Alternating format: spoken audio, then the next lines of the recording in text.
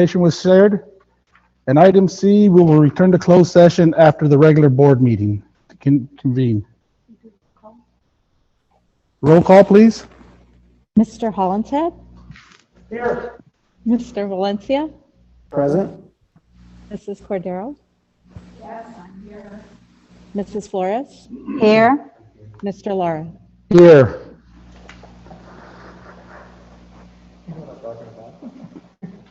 We'd like to go to item 3B, Pledge and Inspiration from Alvin School. Good evening, Ms. Hamilton, to you and your class.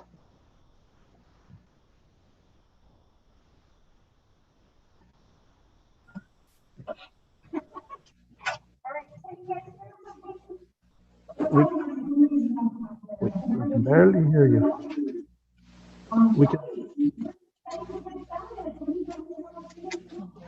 We can't hear you.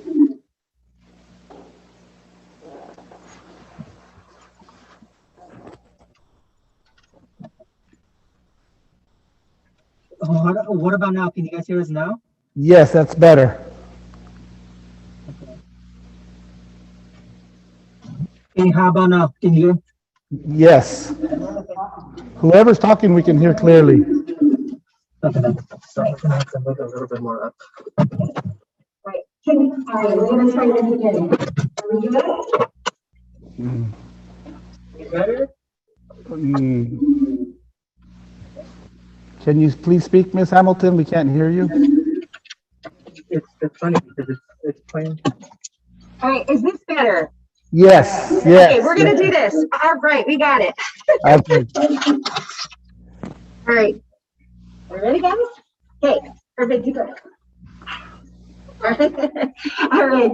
So good evening. We'll get kicked off here again. Board President, Mr. Lara, Vice President, Ms. Flores, Board Trustees, Interim Superintendent, Mr. Beecher, SMBSD family, and community partners. I'm the proud principal of Alvin School, home of the terrific Tigers. It is our pleasure to be here tonight with you and our community partners. We would like to thank you for your dedication to serving the students and families in Santa Maria. We at Alvin School have been focused on embedding the 5 social emotional competencies all year long in our learning. We recently participated in the Great Kindness Challenge with events and activities to weave social emotional learning throughout the day. Social emotional learning is the process through which all young people and adults acquire and apply the knowledge, skills, and attitudes to develop healthy identities, manage emotions, achieve personal and collective goals, feel and show empathy for others, establish and maintain supportive relationships, and also make responsible and caring decisions. We have captured some of the events in pictures posted in the boardroom, and we hope that all of you can take a few minutes out of your very busy days to take in some Tiger love and joy. All right, every Friday at Alvin School, 2 student representatives lead our student body and staff in the Pledge of Allegiance at our flag convocation. At our special convocations, our students and staff end by singing the Alvin School song, a song with a history dating 17 years and written by our very own Mr. Kirkwood. Tonight, our Tigers would like to lead our community in the Pledge of Allegiance and sing their song for you. Good evening, Board Trustees, Mr. Beecher, and the Santa Maria community. I am Alexia Correa, and I need your school message. Together we are the Tigers. Please stand. Please stand. Place your right hand over your heart. Ready, begin. I pledge allegiance to the flag of the United States of America and to the republic for which it stands, One nation, indivisible, with liberty and justice for all. Now it's time for our challenge. You guys ready?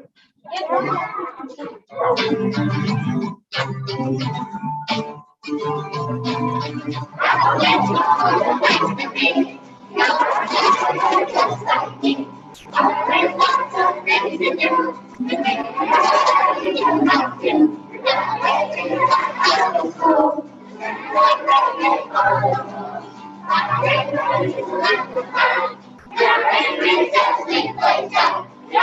Principal really cares. Just been there, she likes to share. More than to the record for instead. The doctor never bad. Be a doctor. Alvin School is a place to be. You're tired just like me. Our school colors are black and gold. We are tigers, we are bold. We get our books at the library.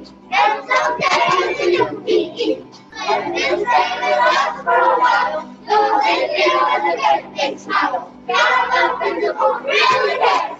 Just and she likes to share. Morning through the little war instead. There's no for the dreadful time. Be a tiger! All right, that was awesome. Great job, great job. All right, thank you, everybody. Have a wonderful night. Miss Hamilton. Miss Hamilton. I don't know. Oh, yes. I looked at the board over here and seeing all their smiling faces and being so photogenic. I want to applaud all of you there at Alvin, taking care of our kids and showing, that they're your kids as much as our parents, and showing the support love for them. Yes. And I'm really proud we have our outreach mentors here tonight who are a big part of doing our great kind of challenge. We also have some of our office team, our iTech, so we got an amazing family here. So I really do want to applaud all of them. Yes, applaud to everybody. Thank you. You can see You see the families. having support for their kids. That's awesome. Thank you again. Thank you. Thank you. Bye, kids. Bye. Great job. Thank you. Bye-bye.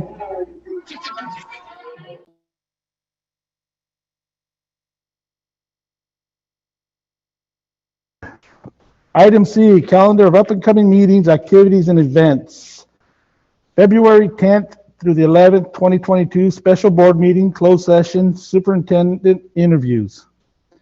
February 18th, 2022, Lincoln's Day holiday, school sites and district office closed.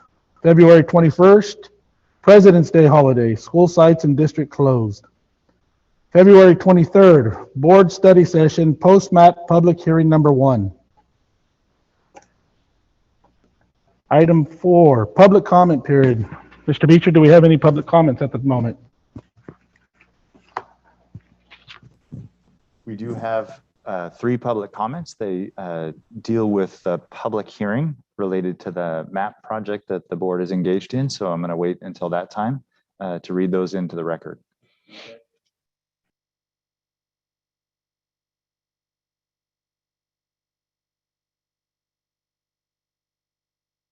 Excuse me, item 5, approval agenda as presented. I'll move to approve the agenda as presented. I'll second.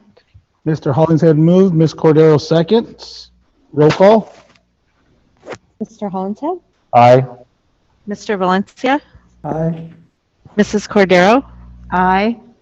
Mrs. Flores, Aye. Mr. Lara. Aye. Item 6, consent agenda.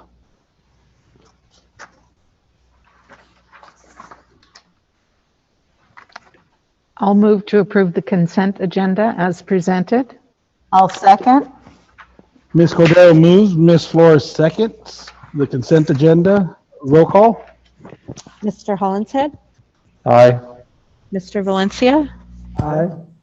Mrs. Cordero, Aye. Mrs. Flores, Aye. Mr. Lara. Aye. Item 7, action items. A 2020-21 audit report for the Santa Maria Bonita School District. Mr. Beecher, good evening. Good evening. You're muted, I believe.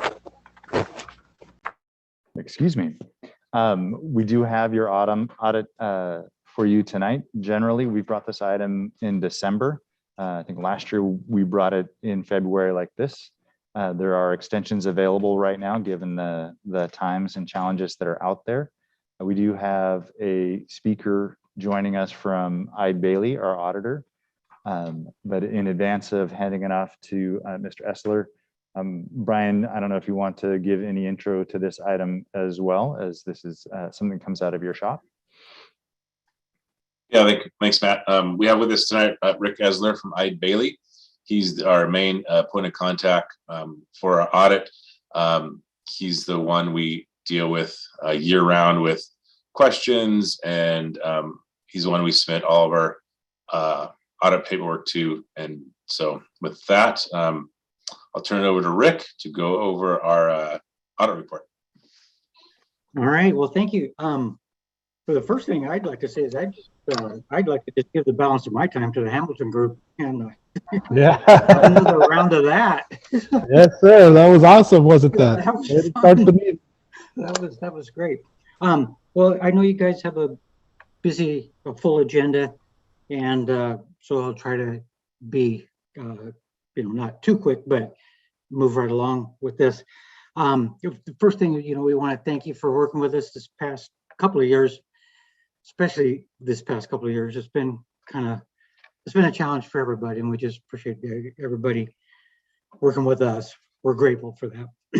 And I'm grateful that I can do this presentation this way rather than the 3-hour one-way or one each way drive. So I appreciate that a lot personally.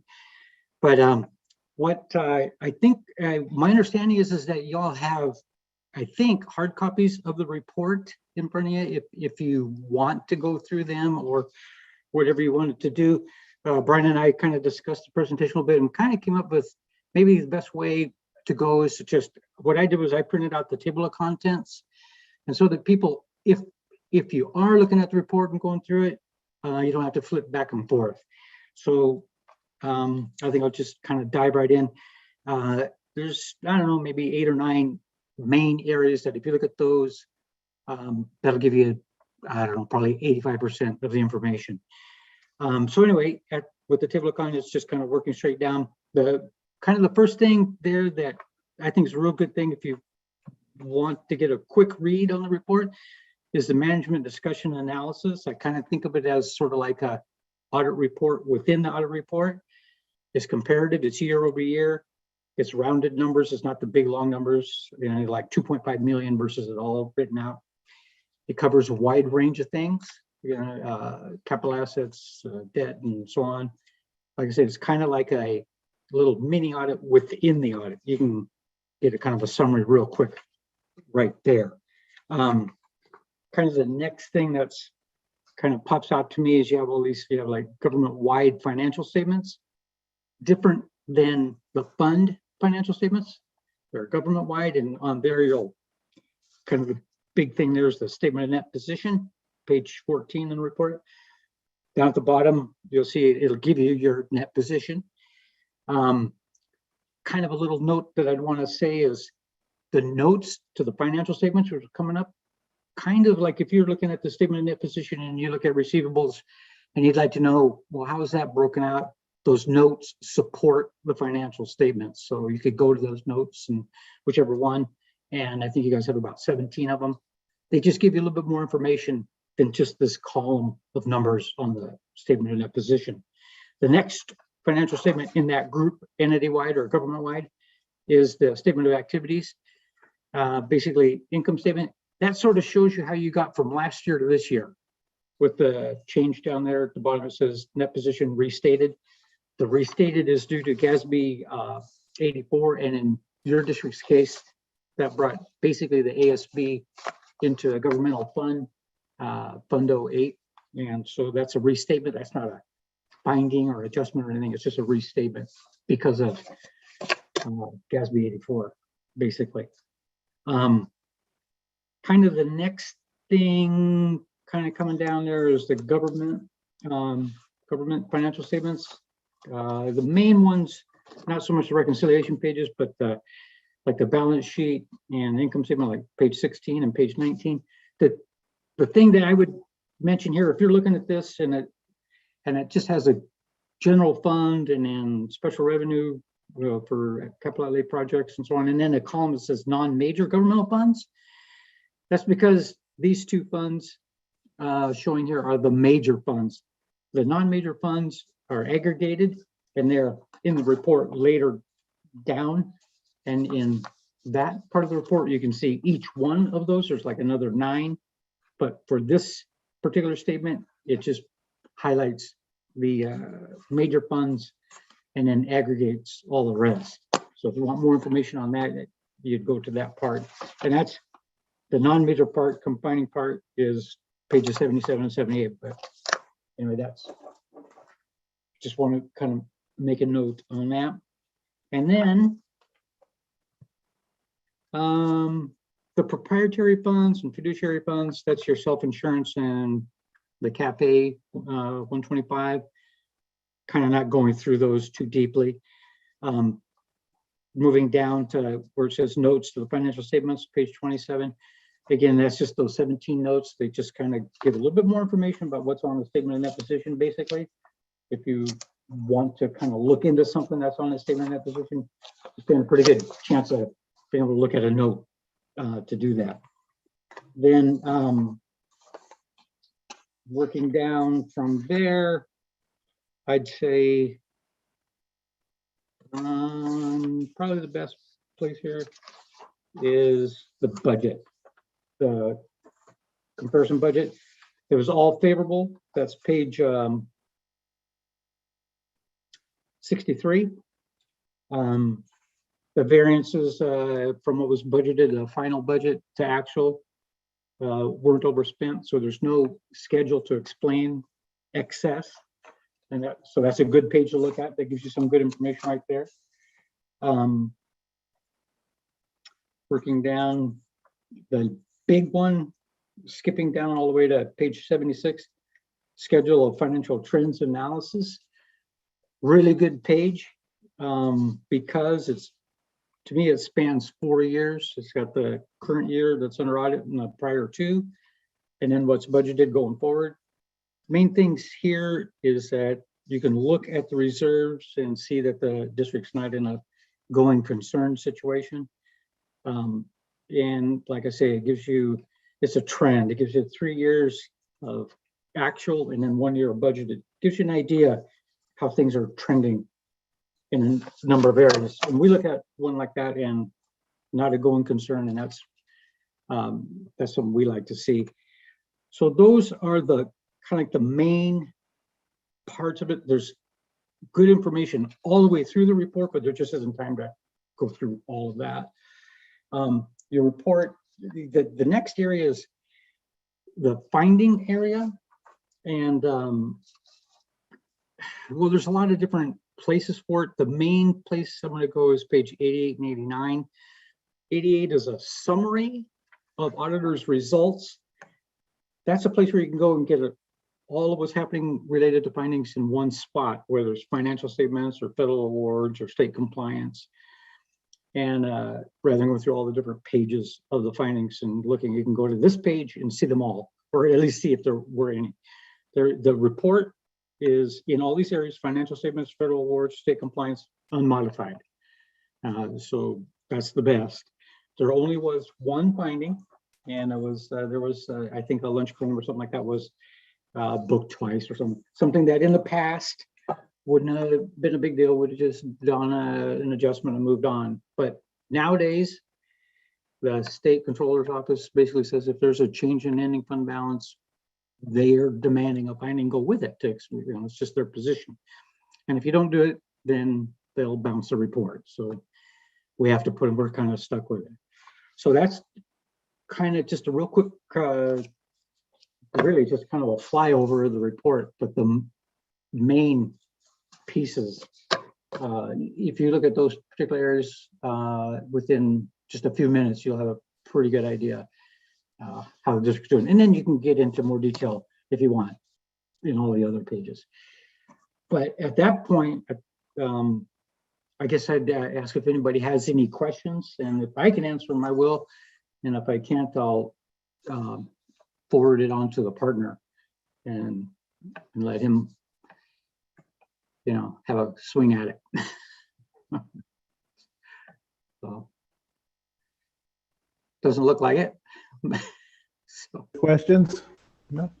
No, I think, yeah, the information for the double booking is clear. We saw that. So other than that, yeah. what? In the past, that wouldn't have been any big thing, but now they've just gotten, well, they'll bounce a report. So that's pretty. Yeah.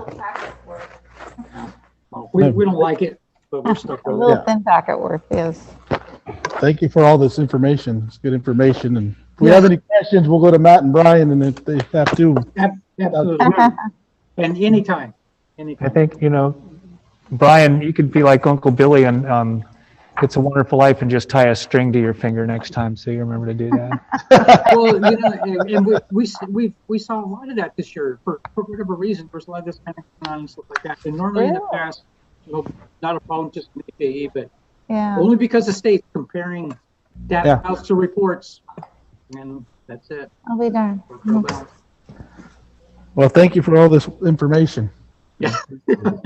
No, honestly, I mean, Okay. like I said, I'll ask questions. Mr. Beecher knows I've called and Okay. just Yeah. so.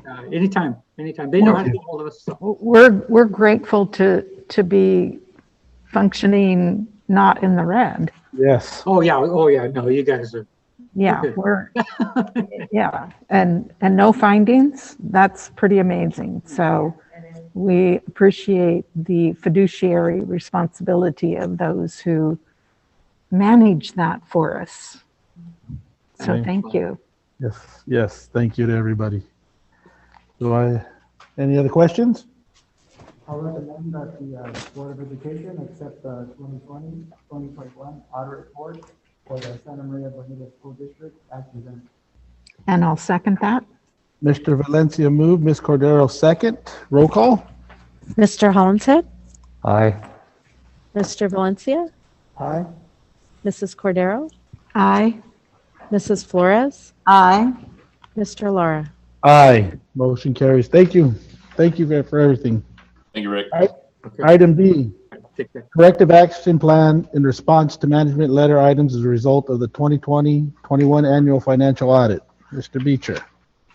Thank you, Mr. Lara. This is another one. I will ask Mr. King to carry for the school board. Thank you, Mr. Beecher. So Rick did describe a small audit finding.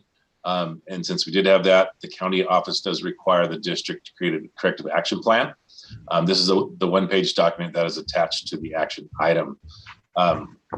Give a little bit of history. So from July 1st through August 30th of every year, the district works to close the books for the prior year. This needs to be completed by the end of August. During this time, we research and analyze if we have received all the funds or revenue due to the district from the prior year. So in this situation, we discovered the district was owed some food service revenue for the month of June. So for Fund 13. So we need to recognize this revenue in the prior year, right, by creating what is called an accrual or an accounts receivable for these funds. So on August 13th, I created this accrual for the $440,000. And the next business day, we received the 2 checks in the mail for our food service June revenue that was due. So there was a miscommunication between myself, the accounting supervisor, and our budget technician who actually does the deposit. The deposit for these funds was coded in such a way that it created a second accrual for this revenue when it was posted to our financial system Escape. So what we did was recognize the revenue twice for June. We double booked an accrual. So moving forward, we have set up a process to run certain financial reports daily to make sure this error does not happen again when we are in the middle of closing our books in August. The month of August is a very busy time in business services. We review over 3,000 revenue, expenditure, and purchase order lines to make sure revenue and expenditures are coded to the correct year. And I did want to point out that we do not make any major important financial decisions based on this error. Any questions? Well, as long as it was caught and was corrected and we're good, that's all that matters, you know. We know it was just an error. It happens, but I know you upstairs and everybody, just good hands. I make a recommendation, the Board of Education accept the 2021 corrective action plan as presented. And I'll second. Ms. Flores moves and Ms. Cordero second. Roll call, please. Mr. Hollinshead, Aye. Mr. Valencia, Just stepped out for a minute. Mrs. Cordero, Aye. Mrs. Flores, Aye. Mr. Lara. Aye. Item C, Resolution 20-14, resolution recognizing the state of emergency and authorizing teleconference meetings pursuant to AB 361. Mr. Beecher, again. Thank you very much, Mr. Lara. And I continue to be muted. Thank you very much, Mr. Lara. As you know, we have continued to exercise the right under an abundance of caution to have our board meetings be remote. We went through a pretty dramatic surge period here over the late December and early January days, and the board extended that at that time. We bring this again tonight forward with a recommendation to continue to extend. There are still many cases out there, new infections. Our daily infection rate remains high, even though it continues to fall each day. Most recently, I was thinking about it today, getting ready for this board meeting.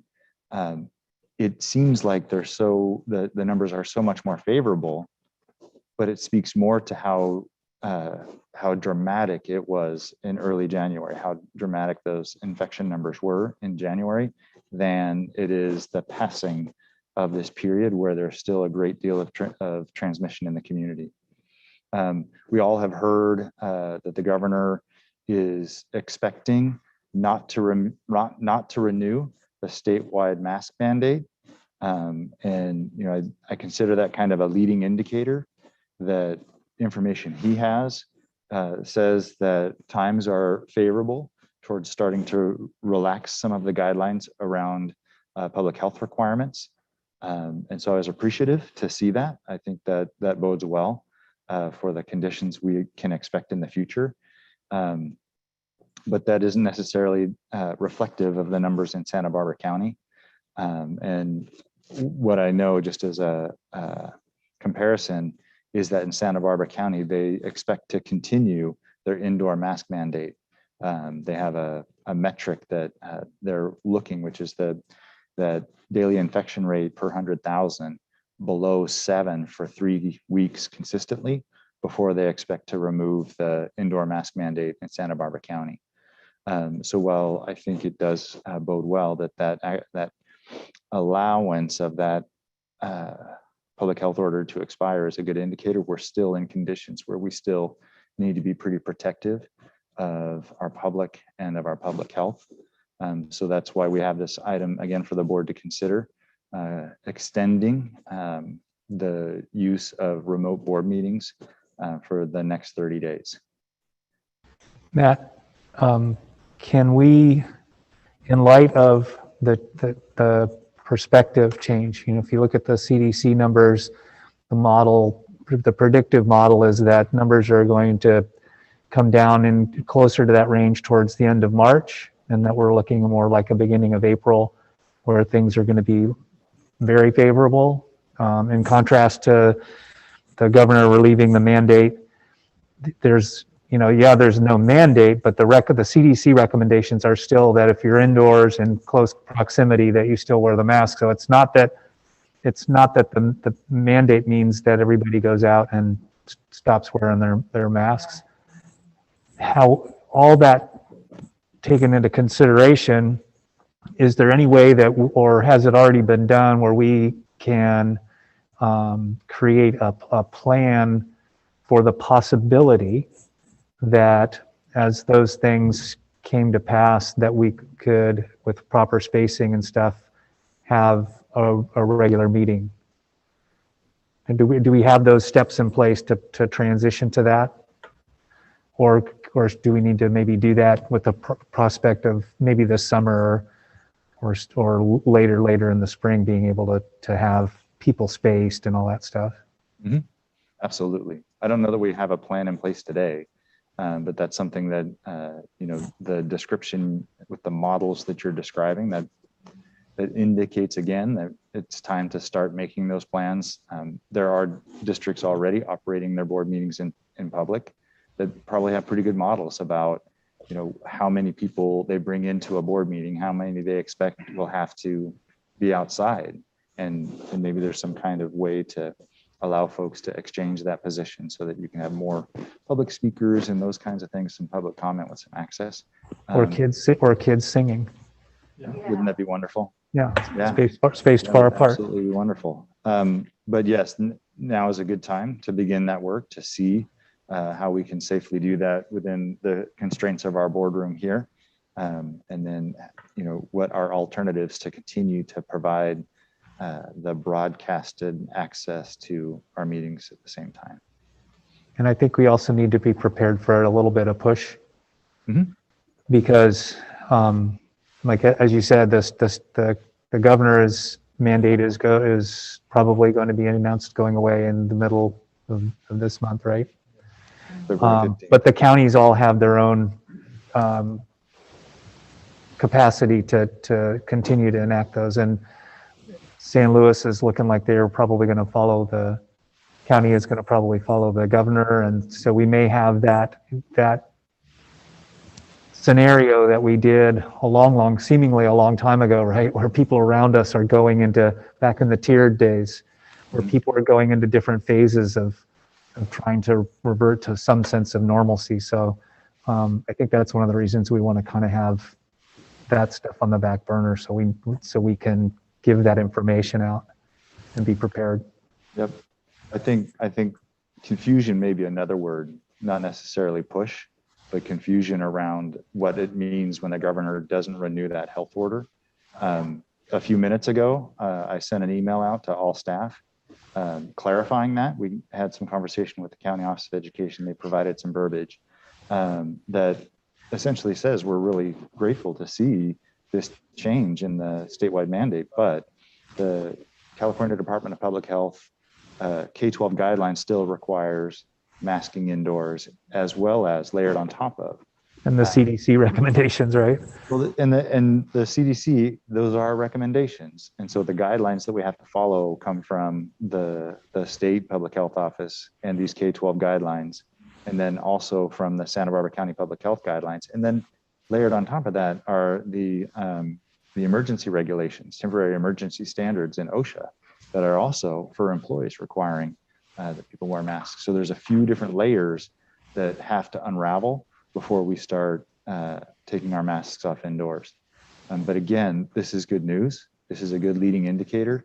The trends in our numbers and again, the CDC model you described, those are all really positive indicators for what is leading towards the restoration of some form of normalcy.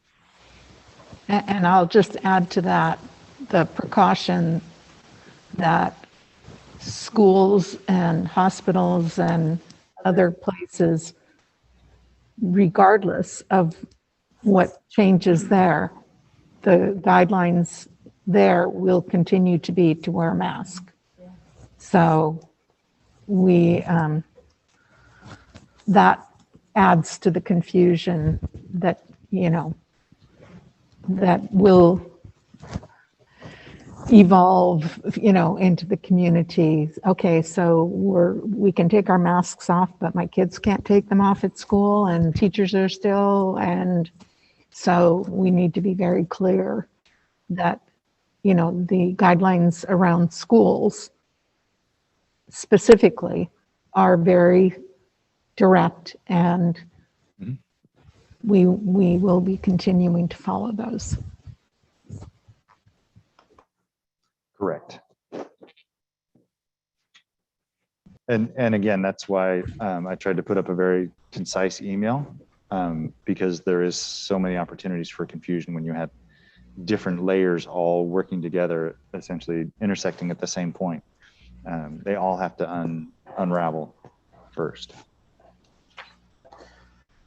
So I will make a motion to adopt Resolution 21-14, recognizing a state of emergency and reauthorizing teleconference meetings pursuant to AB 361 to make a finding that the current circumstances meet the requirements and Government Code Section 54953 to conduct meetings remotely as presented. I'll second, oh, go ahead. Ms. Cordero moves, Mr. Valencia seconds. Roll call? Mr. Hollinshead, Aye. Mr. Valencia, Aye. Mrs. Cordero, Mrs. Flores, Aye. Mr. Lara. Aye. Motion passes. Well, this one I'm excited about. Item 7D. Resolution 21-15, acceptance of charitable bequeast and establishment of the Elizabeth A. Brooke Music Fund. Mr. Beecher. Thank you very much, Mr. Lara. This is something that's been on our horizon for a little bit. We're very excited about this as well, and what this means long term for our kids and their access to instrumental music. I wrote something real quick, and I just want to read it to the school board. Just, because, from the beginning, I've been just awestruck by this occurrence.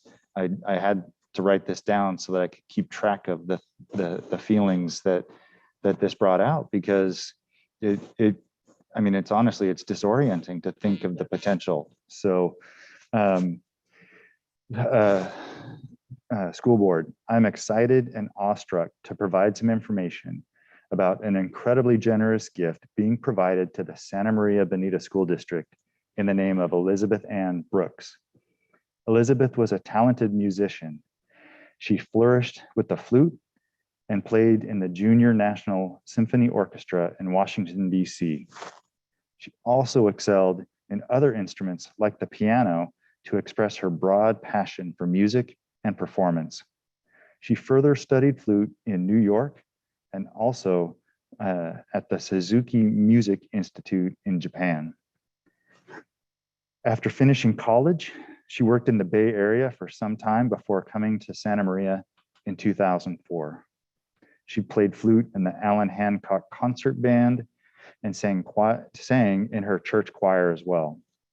She frequently attended the Battle of the Bands at the Ethel Pope Auditorium, and it was her enjoyment of these performances that led her parents, Martha and Norman Brooks, to honor her memory by directing these resources to support the instrumental music program in the Santa Maria Bonita School District. Mr. and Mrs. Brooks arrived in Santa Maria in around 1994 while searching for a place to relocate to. They started their search in San Diego and headed on their way towards San Francisco to find a place to settle. And they stopped in Santa Maria on their way and never left. And it was their appreciation for Santa Maria that made them decide to make sure this contribution stayed local right here in Santa Maria in our community, and to honor the memory of their daughter, and her love for instrumental music. The resolution before the board tonight lays out the requirements for staff, myself, Mr. King, to establish an account to receive this gift. It's 20,818 shares of Apple stock. The resolution further requires that staff will set up a separate tracking fund that will carry the restriction of the gift's purpose as it's laid out in perpetuity, which means we can only use these funds in support of instrumental music and the instrumental music program. So I'm very excited about this gift. I know the board is as well. The resolution that you have here kind of reflects what's required for us to set up a brokerage account to receive those shares. The expectation that I have is that as soon as we're able to take possession of them without risk of speculation and market influence, to immediately transact those and convert them to cash. So that whatever is the value that we receive is the value that finds its way into our funds. I don't intend to speculate. I don't intend to put hope and optimism towards that choice. It's going to be very mechanical. And then as soon as it's cash, we'll put it in the county treasurer's office and again, secure it in those accounts so that we can only use it for the purposes that the Brooks, Mr. and Mrs. Brooks intended it, which is to support our instrumental music program. And so that is the item tonight. And with that, I've concluded my comments and I'm open for feedback or questions from the board. Questions, anybody? Mr. Hollinshead. I just really overwhelmed, as you said, Matt. It's probably the most gracious and greatest gift I've seen of this nature in a public setting like ours. You know, we're not a college. We don't have deep-pocketed alumni or any of that kind of stuff. And so it's the generosity is just incredible. And so I wanted to just personally thank the Brooks family for not only for their thinking of the children of this community, but entrusting us to do right by those kids. And so I think I would probably, I assume I'm speaking for the board, that we would pledge to make sure that their wishes are carried out to the T, and that we continue to support our kids and really take advantage of their generosity. And just, I had a question. There's a lot of crazy wording in here. Is that just to kind of cover all the legal aspects of having such a large sum gifted to the, I mean, we've had very teeny things gifted before. I guess that's a perspective thing, right? Yeah. They're also very generous. So I apologize if I hurt anybody's feelings. But just the verbiage in here is very cautionary, but it also is very involved about what can be done with it. So I appreciate what you said about, and what's said in a couple other places. We're cashing out. Yeah. To really make sure that those things, that there's no visible or thought of that there would be anything other than the exact right, proper channels taken. No, thank you, Mr. Hollinshead. I'll respond to your question and then comment as well. The reason that the language is so specific is that those are the stipulations that a brokerage account would carry with it. So what a brokerage account would need from us is a resolution from the board. That's why this is coming to you tonight. And that resolution would contain all of the assertions and statements and requirements that they need from anybody who would establish an account. And I should say any agency.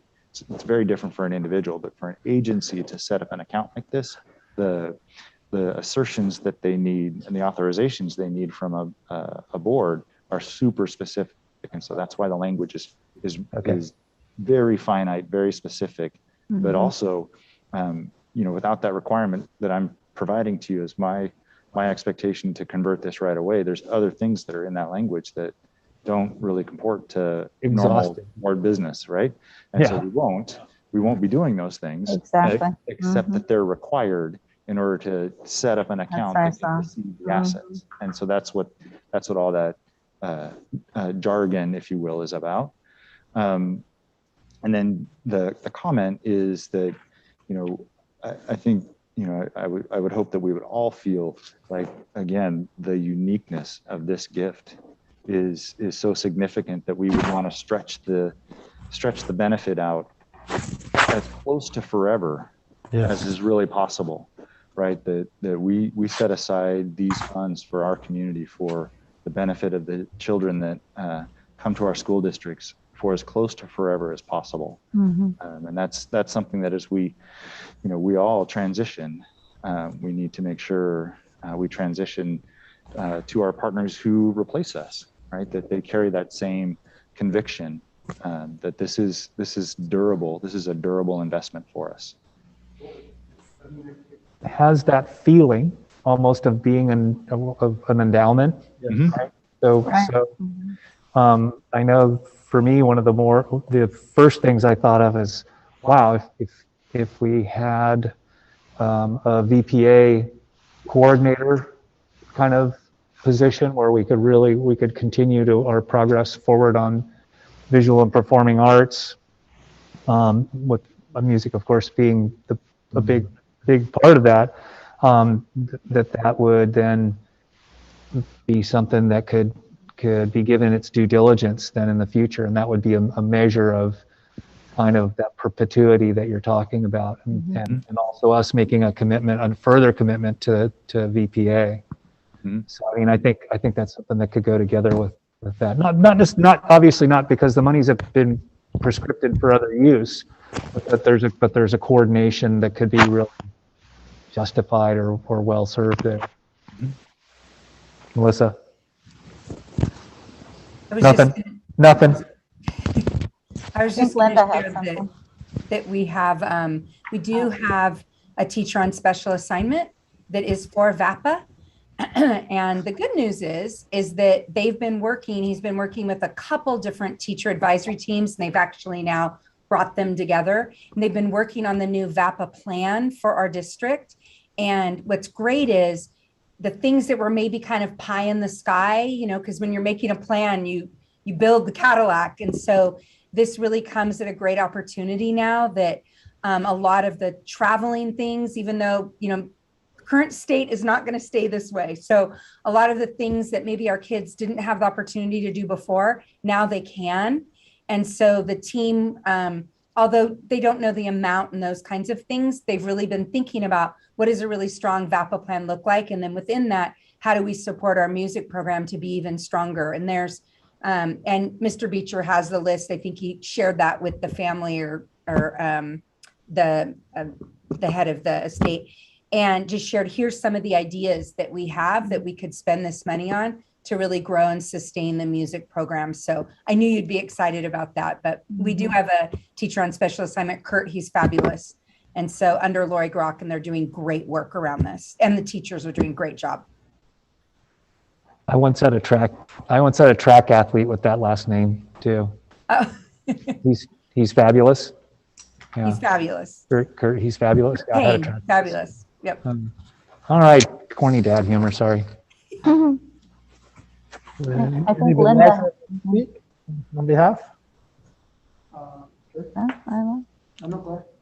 No, I thought Linda had something. That's why I was looking at her. Okay. Sure.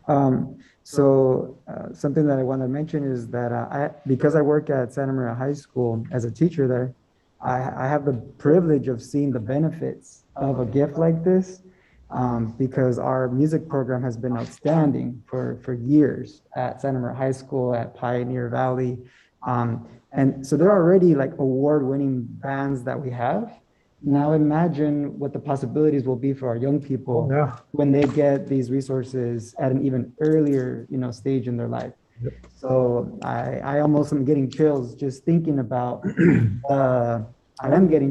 thinking about how in education also what I notice is as economic times get tough, unfortunately, visual and performing arts are one of the first things that suffer. And we know that from research and anecdotally that the arts hook our students, so many of them, right? Give them yet one more good reason to want to engage in school. And so I'm really just appreciative, of the Brooks family for the gift. And one of the questions that I have is, are there any family members available in the community that we can connect with to at some point be able to hopefully in person, even if it is in this avenue of social distancing, to be able to thank, right? Them for leaving such a legacy with us that is going to no doubt have huge impacts, not just on music, but also academically, because the connection between the two is also very strong. That when students engage in the arts, they also do better academically. So that's my first question. Sure. What I can tell you is that this item is focused on Elizabeth and her appreciation of music, instrumental music and performance. And that's the focus of this gift is just on Elizabeth. And so that's kind of a roundabout answer to the question about family members. It is that this gift is about Elizabeth and her memory. And so I think what I expect is that I want to make sure and reflect this appreciation of Elizabeth as we go along, right? And her legacy and her appreciation of music in Santa Maria, participation in the Allen Hancock Concert Band and those kinds of things. But that's what I think the wishes are, is to just reflect an appreciation for her memory in the work we do with these resources. Great, thank you for answering that question. And then just as a follow-up, something that I want to also share is, this is a great example of the generosity that I see in our community all the time, right? Whether it's families volunteering their time to work in our schools, right? Whether it's community members, volunteering in different ways for our schools. So I just want to continue to, I would like to invite all of our community members to consider what legacy they can, provide for the youth that attend our schools. And it can be your treasure, like we're seeing here, right? But it could also be your time, which is equally valuable. So I just want to thank the Brooks family for this donation, but also a call to everyone in our community to say, hey, consider, donating generously of your time and your resources, because I think this is an awesome example of that in action. So I just want to say thank you to everyone for this great opportunity.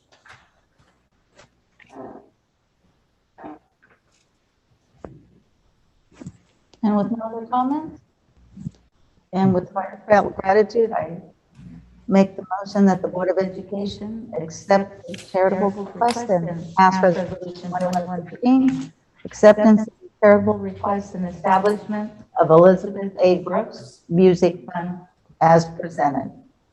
And I'll second that. And thank you. And I'll second that. Ms. Flores moves, Ms. Cordero second. Roll call? Mr. Hollinshead, Double I. Mr. Valencia, Aye. Mrs. Cordero, Aye, with sincere gratitude. Mrs. Flores, Aye. Mr. Lara. Aye. That the Board of Education accept the charitable bequest and pass resolution 2115 in acceptance of the charitable bequest and establishment of Elizabeth A. Brooks Music Fund. Awesome. Awesome.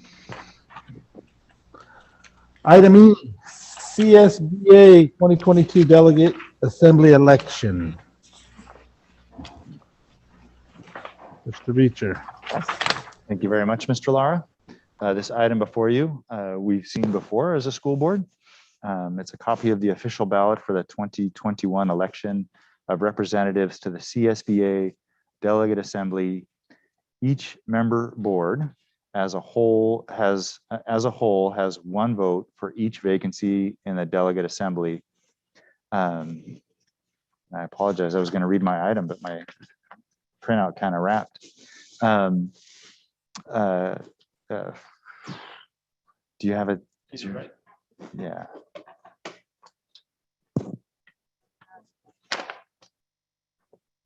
Yeah, yours is the same.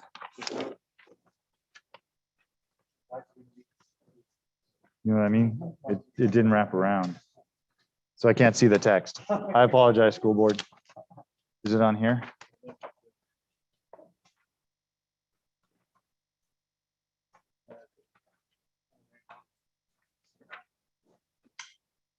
I apologize to the board for that.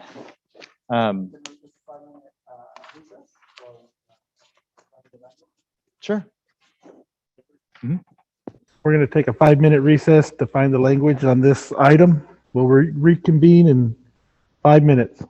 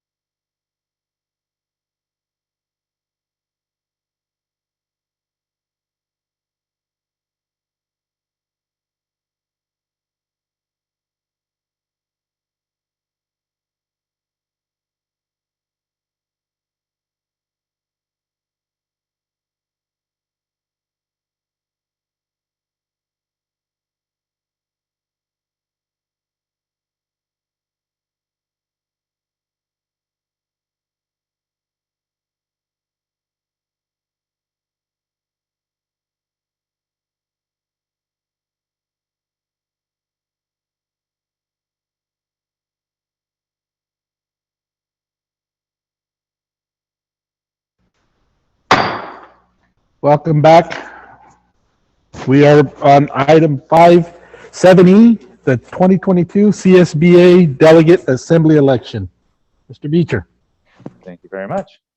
Attached for the board tonight is a copy of the official ballot for the 2021 election of the representatives to the CSBA Delegate Assembly. Each member board as a whole has one vote for each vacancy in the Delegate Assembly within the constituency to which the board belongs. You will note that our subregion or area, Santa Barbara County, has one vacancy. Copy of the application of Peter Wright, College Elementary School District is provided and for your review. I just have one thing to say. I think Dr. Garvin finally lost an arm wrestling match. I'm just kidding that Jack is, Jack, I think this hasn't Jack been the delegate for, yeah. Yeah, he gave it up the last time. Oh, you did? Oh, okay, well then I, okay. All right, well, sorry, Jack. Mr. Wright sounds like a really good candidate. Reading over it, yeah. And you can't argue with a guy that's been a trustee at the Big O at Occidental College.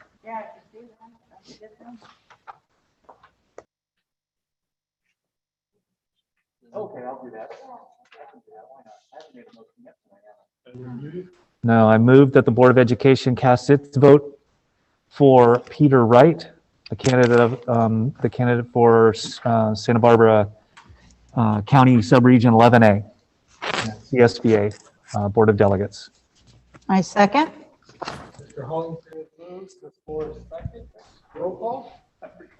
Mr. Hollinshead, Aye. Mr. Valencia, Aye. Mrs. Cordero, Aye. Mrs. Flores, Aye. Mr. Lara. Aye, motion passes. Discussion item 8A, public hearing input regarding composition of maps for trustee area elections. Mr. Beecher. Thank you very much, Mr. Lara.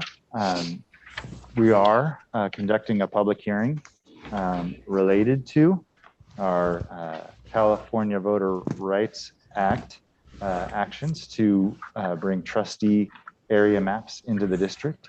I do have a couple of public comments that were provided earlier that I do want to read as part of our public hearing before we bring in Lopez and Mr. Robbins to speak with the school board.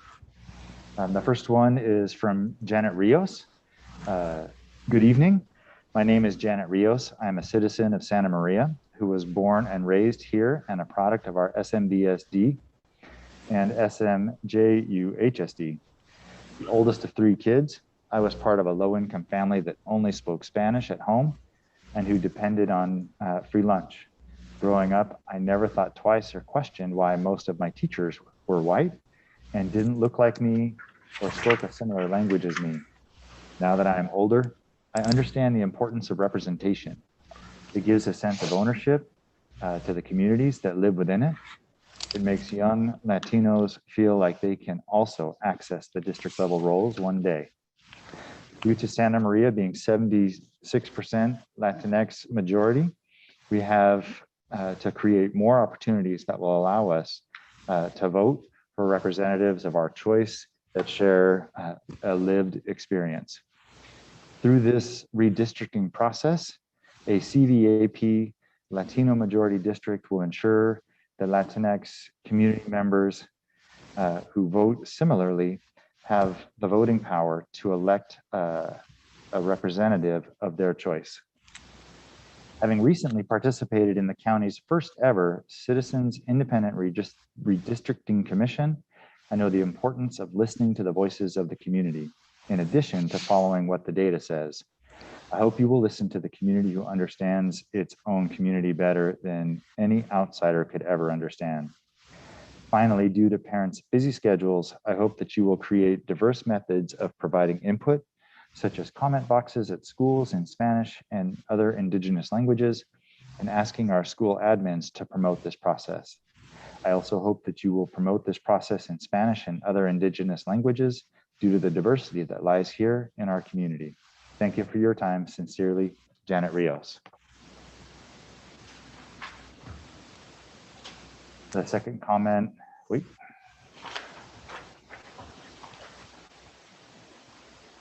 Apologies.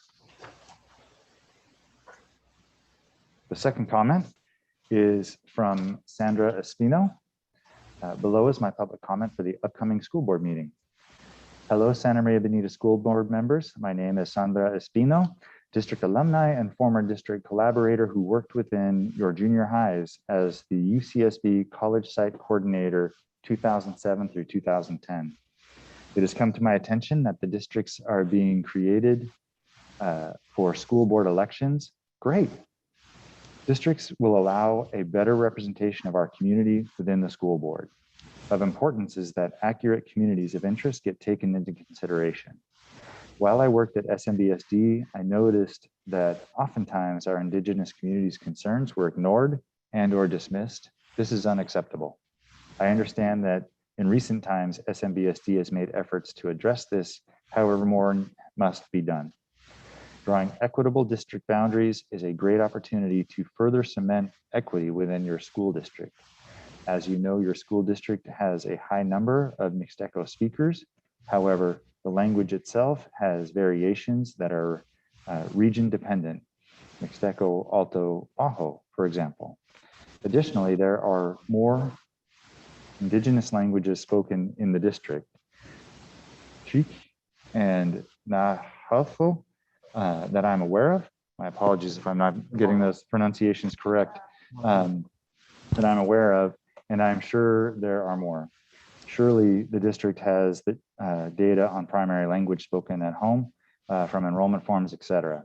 This data can be key in identifying what neighborhoods should be protected as communities of interest for consideration when creating district boundaries. Having recently wrapped up a year of supporting California Department of Public Health COVID-19 response, I have witnessed firsthand how tailoring approaches to include Indigenous communities has increased community vaccination rates. Similar success can occur within SMBSD if our Indigenous communities, Mixteco and beyond, are protected during the creation of district boundaries. Please take this into consideration. Thank you, Sandra Espino. I have one more. Good evening. My name is Kira Solis. I am here on behalf of Planned Parenthood Central Coast Action Fund. PPCCAF is here tonight to ask you to consider communities of interest based on the following criteria. Districts that are CDAP Latino majority, not just Latino majority, to ensure community members have the voting power needed to elect representatives of their choice. The current election system does not allow for the undocumented families in our communities to vote, even though they are a significant portion of the population. We must have CVAP districts to make up for this difference. As we saw in the county redistricting process, Latinx folks are not a monolith, and we have a diversity of opinions, values, and life experiences. In order to draw accurate communities of interest, we need to truly consider the Indigenous peoples in our community. Key to identifying neighborhoods that should be protected will be data on languages spoken at home, especially those who do not speak English or Spanish. Mixteco is not the only Indigenous language spoken in Santa Maria, and even then, there are variations within dialects as well. Education is critical to the mission of Planned Parenthood, and we are proud of our bilingual community health educators that provide medically accurate, inclusive sex and healthy relationship education and information to adults, teens, and families throughout Santa Barbara, Ventura, and San Luis Obispo counties to help them make healthy decisions that are necessary in building a strong future. As others have or will point out tonight, the district should provide more ways for public input, offering maps at the school sites for parents to fill out, comment boxes at school sites for people to describe their neighborhood, etc.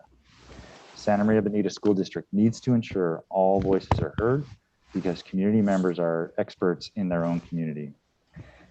Planned Parenthood Central Coast Action Fund is committed to creating healthier communities through education, and we are grateful for all your work to ensure the Bonita School District represents those in the community.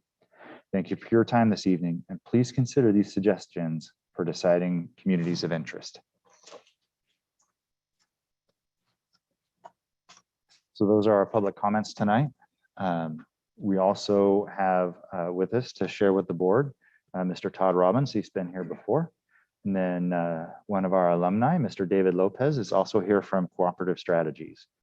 Gentlemen, are you ready to go tonight? Hi, good evening, Mr. Superintendent. This is Todd Robbins. Sorry, I'm driving, so I'm not able to turn my camera on. But I just wanted to quickly say tonight is the second pre-map public hearing, and we appreciate the feedback that the community's provided. That'll certainly factor into the proposed maps that are presented to the board. And with that, I would transfer the discussion over to Mr. Lopez from Cooperative Strategies, who can provide some more information. Thank you, Todd. Good evening, members of the board and staff and members of the audience joining us tonight. As Mr. Beecher indicated, I am an alumnus of not only Tunnel Elementary, but Fessler Junior High. I'm dating myself here. That was 1983. And I graduated from Santa Maria High School in 1987. My father is also a retired teacher from El Camino. So it's good to be home tonight, even if virtual. And I hope to do a fantastic job for the district as your demographer. I'm an executive director with Cooperative Strategies, and we've been assisting school districts from Paso to Tascadero down to the Central Coast to Oxnard and all the Ventura County clients, as well as most of Santa Barbara County, assisting them with this process. So I'm happy to help in this regard. Was hoping that I could permission to share screen here. Okay, got it. So I know that council covered this last. Can you all see this okay? Okay. I know that council covered most of this last. I want to go through it to highlight some of the demographic pieces, because we are going to head into the next round of this, which is going to be actually drawing maps with each trustee, hopefully in their own area.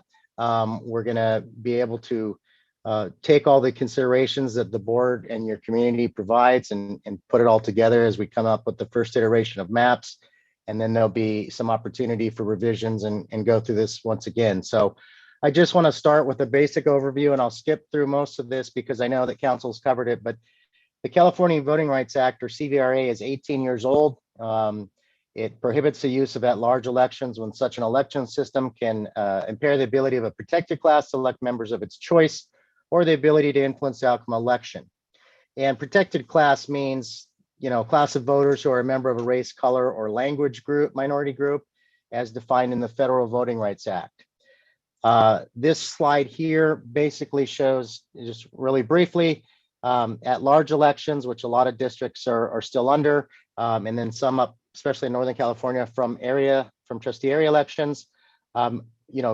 You typically see them moving to by trustee area elections because that is the only type of election that is a safe harbor from legal challenge. And so, especially under the California Voting Rights Act. So that's what we're talking about here, is having the district move to by trustee area elections. The timeline for this process is as follows. We completed the first pre-map hearing. We call them pre-maps. There's two mandatory hearings prior to having maps considered by the board and the community. And so we're at the second one here on February 9th. We'll spend a good part of February drawing up some scenarios, probably 3 scenario maps for you to consider. These will be provided in advance of this meeting.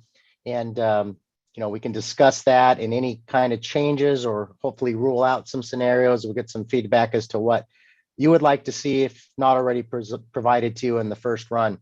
And then we come back in March with a second hearing. The statutes require a minimum of 4 hearings. So we have 2 pre-map, 2 post-map hearings here, February 23rd, March 9th. And if necessary, we also have the option of having a 3rd hearing. We work with council a lot in this, and we provide that ability to have a total of 5 meetings if needed, provided the board doesn't, needs that extra meeting, that extra time to consider other iterations of the maps. The idea here is to go to county committee. We've been to a lot of these in Santa Barbara County so far, but the idea is to take what's adopted to your county committee and the process you went through in April with the intention of starting November 8th, 2022. Candidates can be elected if their term is up at 2022 or if there's any vacant areas. And I'll talk about that as we go through, because there's a process called sequencing, and I don't want to get to it far ahead of myself, but I know generally in about these meetings that question comes up. So what goes into the considerations? These are the main components that go into the considerations when we draw maps. And I would say the first two are musts.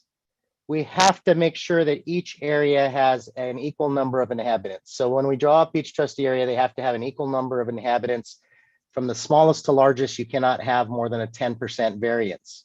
So that's based strictly on population, not how many people are over 18 and over that can vote, not how many are military or ex-military or Democrat or Republican. It's strictly based on population.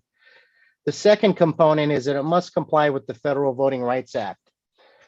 What does that mean? In a nutshell, the way I explain it is there can't be what's called cracking and packing.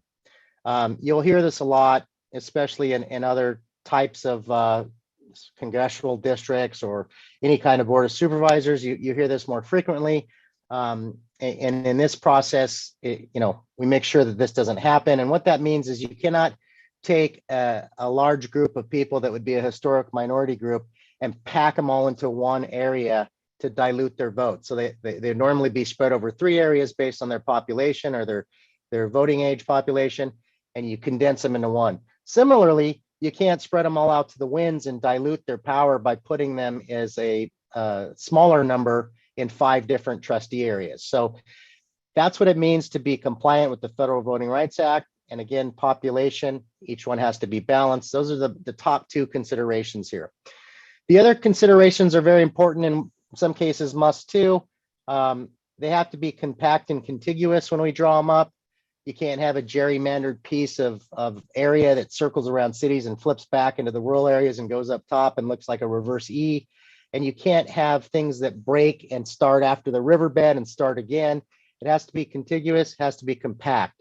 We respect communities of interest if possible. And this is where, as a demographer, we can get lost in the weeds and look at census data and spend all day looking at these census blocks.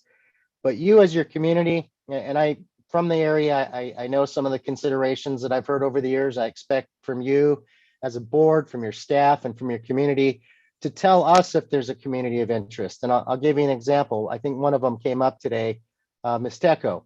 That's a large population. If you looked at any kind of data, it'll say Hispanic or Latino. But like any group that gets compartmentalized into one area, there's a lot of diverse grouping in there. And you might have something like a Mixteco group, which is very prevalent in Ventura County and Santa Barbara County. And we wouldn't know that unless somebody said something, because it's not necessarily something that's going to show up in the census. Just like an Amish community or a Mennonite community, you might feel that that's something that exists in one part of town and you want them in a trustee area. You feel their community of interest. They have certain shared goals. And that's where we expect feedback from you to make this process transition as smooth as possible. We follow human-made and natural geographic features as much as possible. Roads, Main Street, Broadway, 101, Riverbed, whatever it may be, to make a compact and contiguous trustee area that's balanced by population. If possible, we respect incumbency. What does that mean? Every trustee lives in a certain area. At some point when we're doing the maps, we're not going to have a bunch of confidential information, but we might have a star or a dot indicating where people live so that you can see where that is in relation to the trustee area boundaries, the map lines, and what have you. And then there's always local considerations that might come up. For example, a school district might say, we want to see where the elementary school districts fall within our district, all the different attendance boundaries. We would like to see that. We'd like to see some other considerations, school sites. We want to see the school sites in relation to where all the trustee areas are drawn, things like that. And we'll accommodate you to the extent we can when we draw these up. But those are the kind of considerations that go into this process. As a snapshot of your census data, this is how people who took the 2020 census within your boundaries responded. Now, given under these population categories, this is their only choice. I know sometimes people say, well, I'm Persian or I'm Filipino or what do they do? You'd have to ask them how they answer that. I can tell you that more than ever before in the 2020 census compared to prior censuses, people chose other or two or more races. That's one of the highest numbers we've seen across the state in every school district and every community service district, what have you.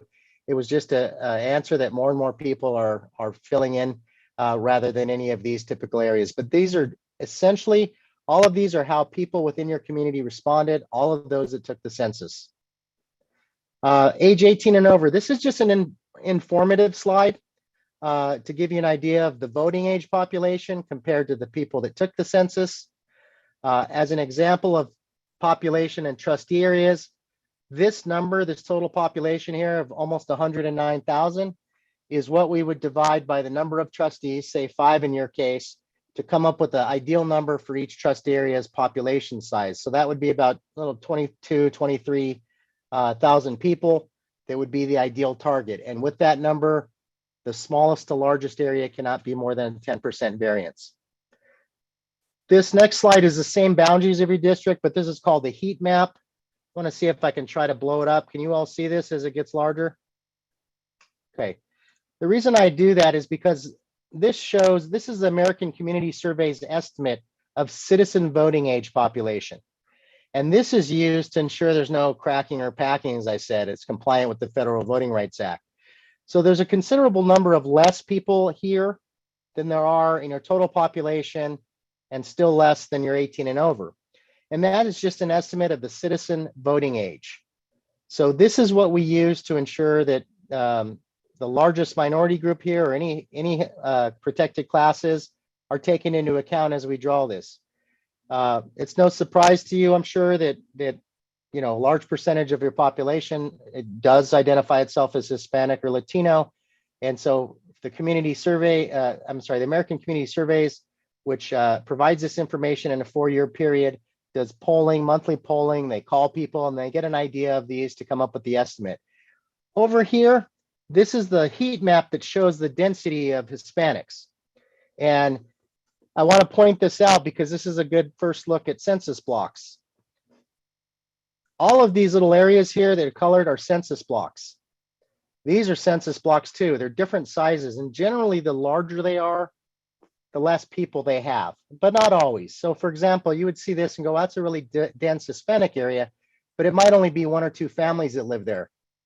And that's why it's so dense. So as you get into the smaller areas here, especially along between the 101, Main Street, Broadway, and the outlying streets, you see how dense it is. The smaller the census blocks are, could be an apartment complex with 150 people, could be several rows of tract housing, it could be hundreds. So that's what we look at when we start identifying where to draw trustee areas, as well as the boundaries, as well as the shape of them.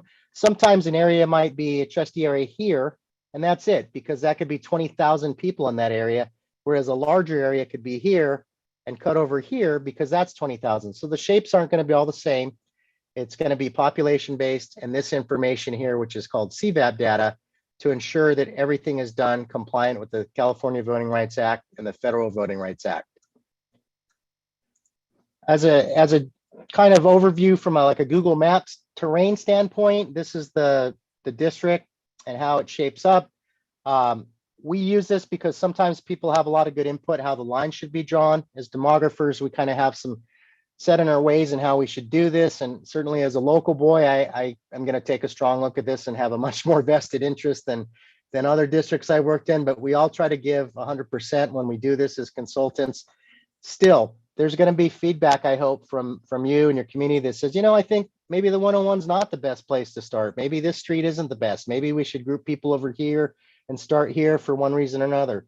And especially if we start lighting up on maps where school district boundaries are, attendance boundaries are on school sites, it changes the dynamic. So we're just looking for feedback from you and your community, how lines should be drawn if you have any ideas.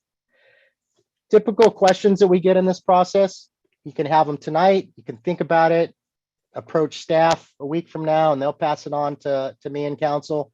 Or you can wait till after the first maps get considered and you might have a lot of strong feedback then. But oftentimes it runs along the lines like this. We'd like to keep community X and community Y over here and over here for this reason. More detailed information is, I think this road or freeway should be a dividing line between trustee areas.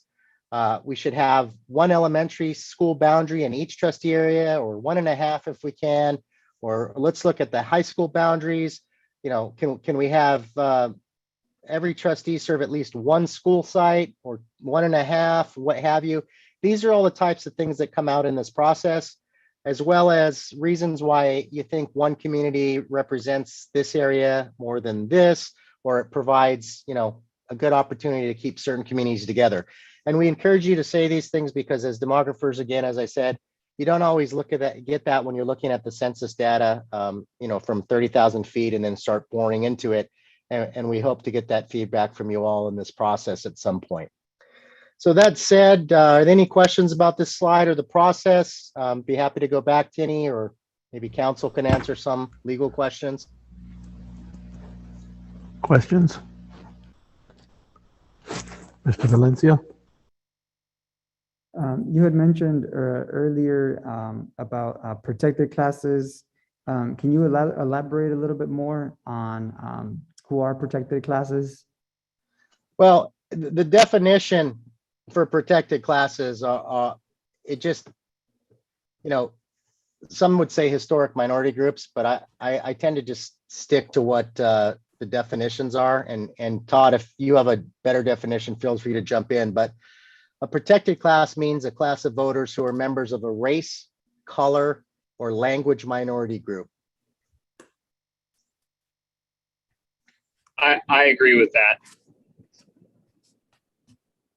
And so essentially protected classes are folks who have traditionally been kept out of the voting process or disenfranchised of the voting process. Is that correct? Well, yeah, and the reason people say historic minority groups, because what usually falls into that category are Hispanic, Latino, Black, African American, Asian American, and Native American indigenous peoples. Well, and it seems historically that oftentimes those protected groups are regionalized into a boundary or an area, and with a large voting are underrepresented and don't have any voice, I think is right. Is that kind of is that what the rationale you're talking about, David?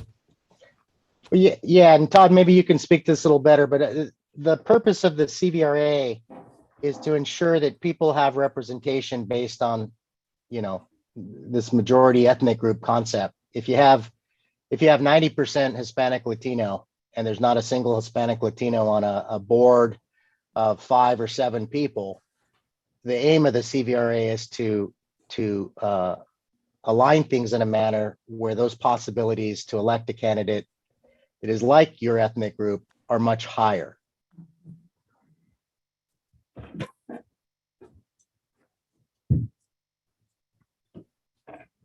Something that a community member shared with me recently is a concern around how boundaries are drawn. They said that their concern was about elected officials supporting trustee area maps that are more concerned with maintaining their seats in office than creating maps that honor the intent of the California Voting Rights Act.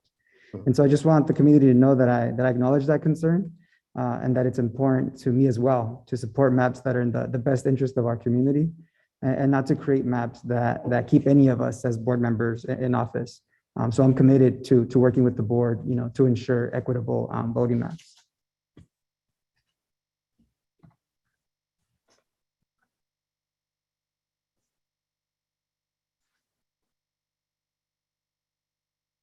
I'm not sure if this is the right time to say this, Ricky or Mr. Lara, but because I think, you know, we'll talk a little bit more maybe when we get to the waiver discussion next too.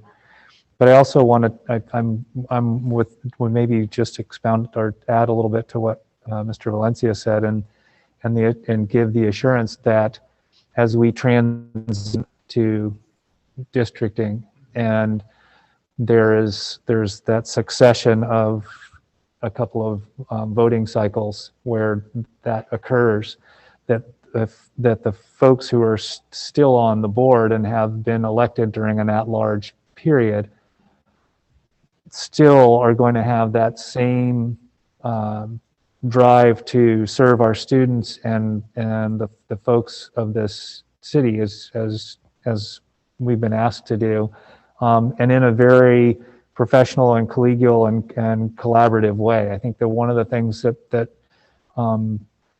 you know, that doesn't come out when something like this is discussed is that in my time on the board in the last 12, it'll be 12 years when I'm done, but the push has been to really step back and look at our community as a whole and do what's best for our kids. There isn't, and I understand the concept of I'm a white male, so I understand the concept of representation of groups who need more voice, right? But at the same time, I think we work very diligently and thoughtfully about trying to represent our kids within our district as one group, and certainly take into consideration that some of the things that are always brought up with concern to socioeconomic status, language barriers, and you know, status in the community, newness, right? Those kinds of things. So I want to assure the community that the folks who do stay on the board during that transition that have been elected in the at-large process will continue to do that. And I would say, from my own standpoint, that I have no design on trying to preserve any specific boundaries to preserve my seat. I would also caution that if this isn't, and we've talked about this in passing a little bit, but it's not a benign process, right? There are districts where this historically they've had districting, maybe not with the provisos that the CVRA has put forward or that intent, but there's been districting, and so and in those districts there has been, because they're regionalized, they've not have been as cohesive and collaborative in their approach to things. They can be more protective of their group. So we also want to be thoughtful about that and assure the people that are going to be voting that those things will be taken into consideration too. And then we ask them to give us that feedback that we've talked about tonight, but also participate in the process in finding people in their areas to run for office, to run for the board, right? So I mean, there's a follow-up to this when we go through this process, and that follow-up is, okay, we've done this, and I really respect and appreciate the comments given beforehand. So what I would say to those people is then, okay, as the follow-up, I think we need to go forward with finding good representative people of those communities, and we know we've seen them, right? They come and speak to us, so we know they're there, but also encourage them and support them in running. So I mean, I'm got a little lengthy, but I just wanted to add my thoughts there. Excellent points, John. Well taken. Anybody else have any input they would like to?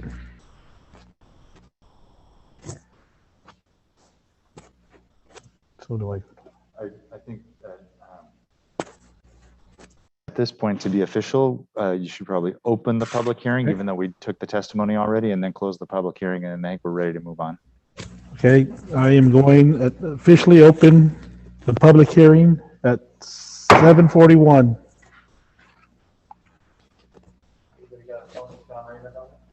Hey, you'll be calling here.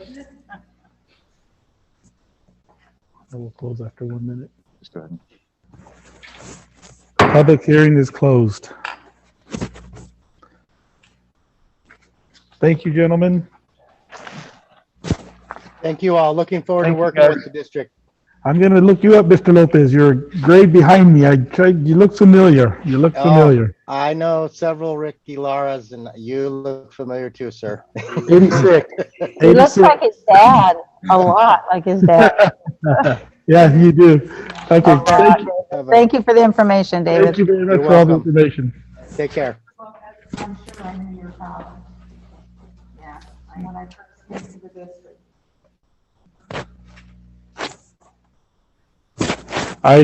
We move on to item 8C. Federal Yes. Programming Monitoring Review. We have 8B. Oh, 8B, I'm sorry. 8B. No, it's 8C. No, we just did 8A, and now we're on 8. 8B, I'm sorry. I'm sorry. Public hearing waiver to hold elections on trustees' maps. Thank you very much. We don't actually have anyone speaking on this item specifically, but we do have Todd Robbins with us again, who can describe for us the waiver process. I know he mentioned this at the last board meeting, and so he'll have some comments for you, and then I have some as well. Mr. Robbins. Good evening. Good evening, everybody. I'm able to land in my spot here so I can have my camera on. Just to review, we talked about this at the last meeting, but once we move past the district's process and get into the Santa Barbara County Committee on School District Organizations process, their default resolution under the Education Code requires that there be an election on the very narrow question of should the district transition to by-trustee areas.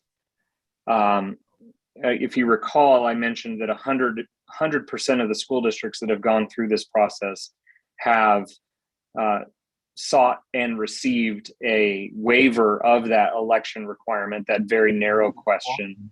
Can you hear me okay? Kind of froze for a minute. Todd, can you just give us a everything moment? froze there for everything froze. Todd, can you please repeat back what you were just saying from the Go ahead and start on over, Mr. Robbins. Sure. So at the end of the district's process, we go to the Santa Barbara County Committee on School District Organization. And as part of their default to close out the process, they call for an election on the very narrow question of should the district transition to by-trustee area elections. 100% of the school districts that have gone through this process have received a waiver of that very narrow election requirement. And the reason we seek that waiver is because of the uncertainty of elections and the possibility that if the election fails, we would still be liable under the California Voting Rights Act for a violation if we were using at-large elections.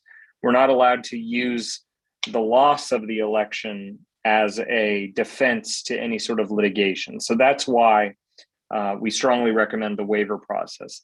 It's worth noting that election requirement that is included in Education Code Section 5019 predates the California Voting Rights Act. And so I suspect when the legislature put that election requirement in there, school districts were changing their methods of election far less frequently than they are now. So that's another reason to consider why we recommend seeking this waiver. So I provided the superintendent with just kind of a brief presentation in both English and Spanish that has been posted to the district's website so that the community can read over that. And then at the end of the district's process, we will ask, or it's my recommendation that we ask the Santa Barbara County Committee on School District Organization to grant that waiver for us, because the legislature has recently passed legislation that allows us to get that waiver from the county committee instead of the State Board of Education. So it's important to note that we are not asking the community to waive their right to vote for school board members. That's certainly going to continue unabated.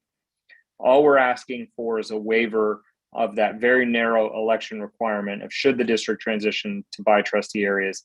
And part of the way that we we go through this process is we ask for community feedback on that waiver question, so they can provide feedback on the website.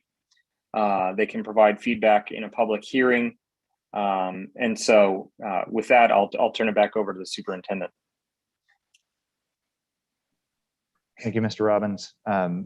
Inside of the presentation that he is describing, it also discusses that the district has to describe this waiver process to its collective bargaining units and request their position on the waiver. And then I did have this conversation last week, Thursday, with President of CSEA, Melissa Gutierrez, and President of SMEA, Jose Segura. And I do have an actual letter of support from each of them at this point. So we do have them on board with the process. Also, I met with our LCAP education partners last week. They had their regular meeting, but at the beginning of the meeting, I asked for some time to talk about the same thing and just ask for questions or feedback. And then also next week, I'm planning to take some time again at our DLAC meeting to describe for those parents this waiver process as well, and just kind of provide that introduction to where we are in the process. And at that time, we'll be heading towards, I'm hopeful, Mr. Lopez and Mr. Robbins will be working together to get us some actual map options based on the feedback that they've received so far. So I did make available these comments that we received tonight to make sure that they're ready to include that consideration as they're drawing down boundaries. We also today, maybe it was yesterday, put a survey out on Parent Square and also for staff that just asks about, what kinds of roads or geographic features would you be looking to identify inside of our map configurations, just to get some feedback if there's some interest. So we have that out there on our website as well for folks to participate in. So I just wanted to make those additional points available to the board to know that that's out there, and give you an update on where we are in the waiver process. And Matt, one of the comments that were mentioned today in public comment were like providing multiple ways to give feedback, right? Mm-hmm. And so I think that's really great feedback. That I'm glad that it's on Parent Square. That'll help the folks that are more tech savvy, but we need to have opportunities at each of our school sites or each of our DLACs, and I think they mentioned specifically having like principals or administrators, inform our families of the opportunity to give feedback. And I think that will engage more of the community because some of our families won't know how to engage with Parent Square. Mm-hmm. Mm-hmm. Absolutely. I did have an email conversation this morning with Tammy Castillo-Schiffer in parent engagement.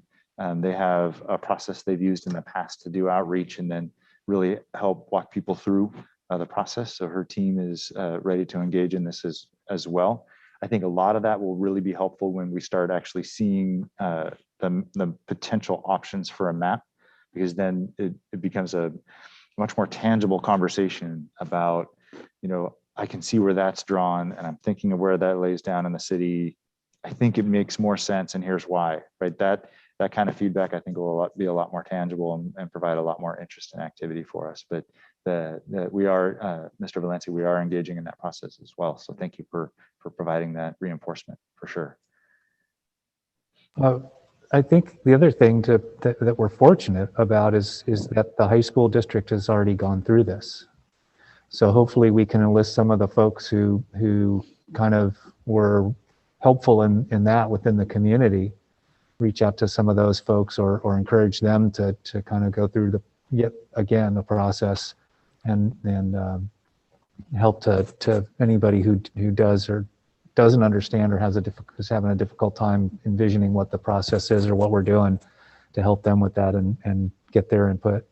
But I think we're fortunate that they've kind of already done it once, so that hopefully there is kind of a little bit of familiarity within the community about that, and so we can benefit from that.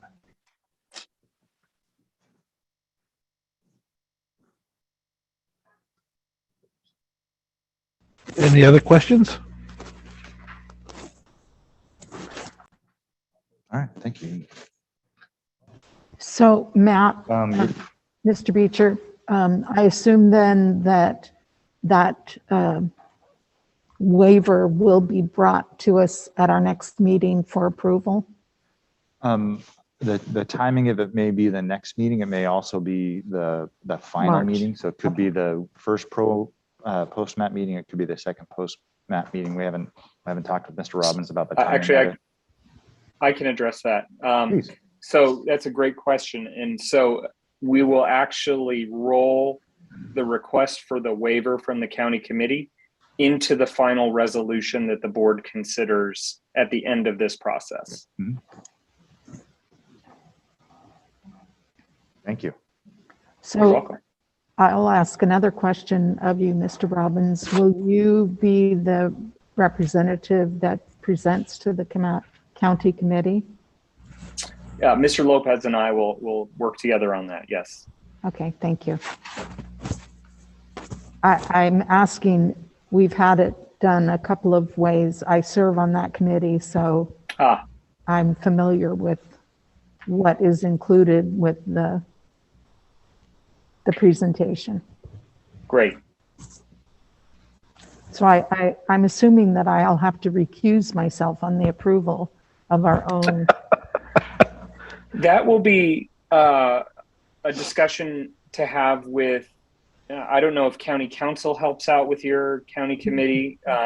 They do. In the counties further south here, generally speaking, county council has advised board members that because there isn't a financial interest in the decision that the members are making on the county committee, that recusal isn't necessary, but I would recommend you speak with county council or have the county committee liaison speak with county council regarding that. That seems very logical. Thank you. You're welcome. By the time we get to ours, I'll have plenty of practice. True. Any other questions from the board? Okay. After considering this public input, the board will then consider adopting a resolution at a later meeting, which authorizes the interim superintendent to seek a waiver from the State Board of Education of the aforementioned election requirement. Item 8C, Federal Program Monitoring Review. Good evening, Mrs. Herrick. Good evening. I'm going to bring up my screen here. Can you see my screen now? Yes. Okay, thank you. Good evening, board members, interim superintendent Mr. Beecher, cabinet members, and community members in the audience. This evening, I will be sharing an overview of the Federal Program Monitoring Review. Before I get started, I want to thank our Plan Alignment Program Specialist, Michelle Cerritas, who is with us this evening. She has taken a lead on this body of work and has done an incredible job supporting our district and site staff as we prepare for this review.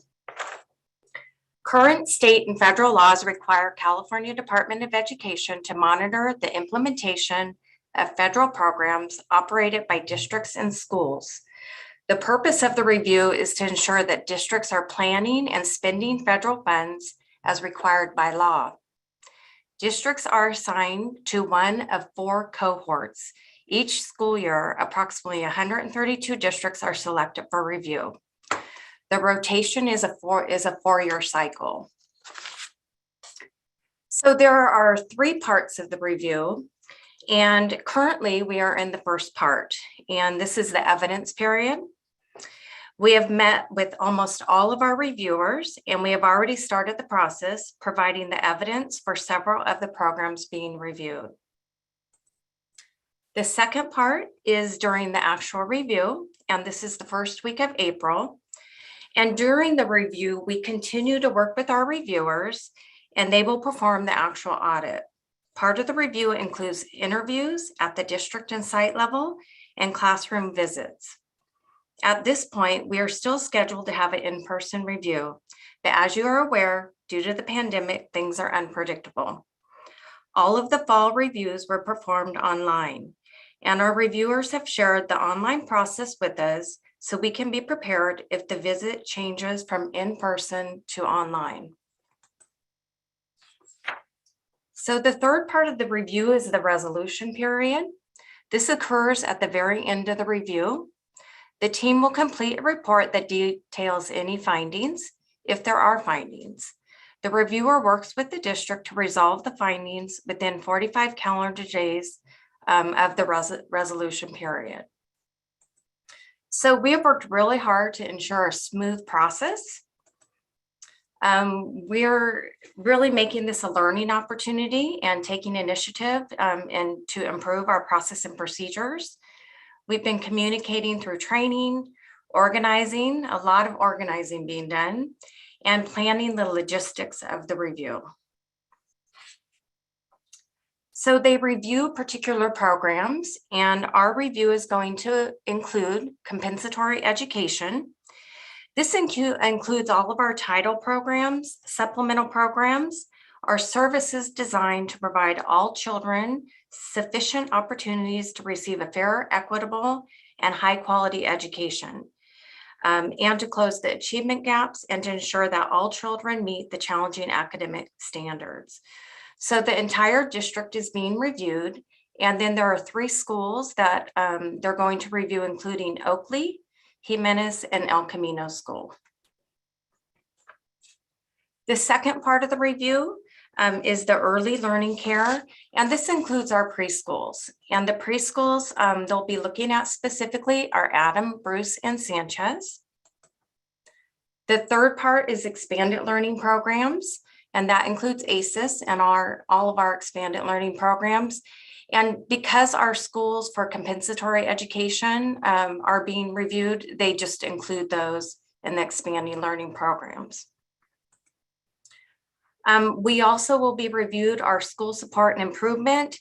And this is kind of, it's kind of a little bit difficult to explain because these schools were in additional target support and improvement status from the 2019-20 dashboard. So as you know, we didn't test last year. And so these schools, they just review those because of the past. Those are Bruce, El Camino, Oakley, and Fessler. And then finally, they'll review our uniform complaint procedures.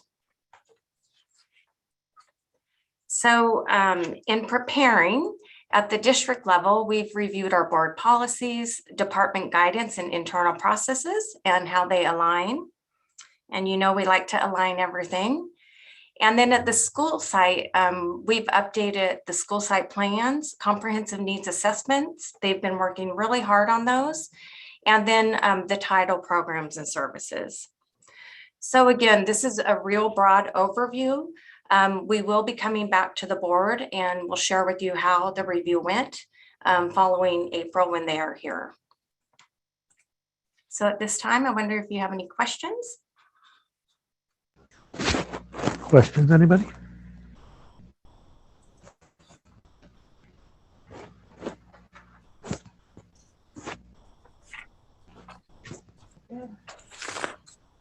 No questions. Mrs. Herrick, thank you for the presentation. Thank you. I'll make the Board of Education acknowledge receipt of the federal program monitoring review as presented. Item 8D, review of board policy BP 6171 Title I programs. Ms. Herrick? Yes, and I should have just left the screen up there. So this is pretty simple here tonight. This board policy includes our Title I programs. The policy was last reviewed and updated on January 25th, 2006. The updates were made based on the California School Boards Association due to the changes made to the United States federal statutes in 2015 and Education Code in 2021. So the board policy outlines the requirements for local education agencies and school sites receiving Title I funds. And basically, when we met with one of our reviewers, Michelle and I met with one of the reviewers, and he just noticed that this was outdated. And so we went through it and updated the board policy.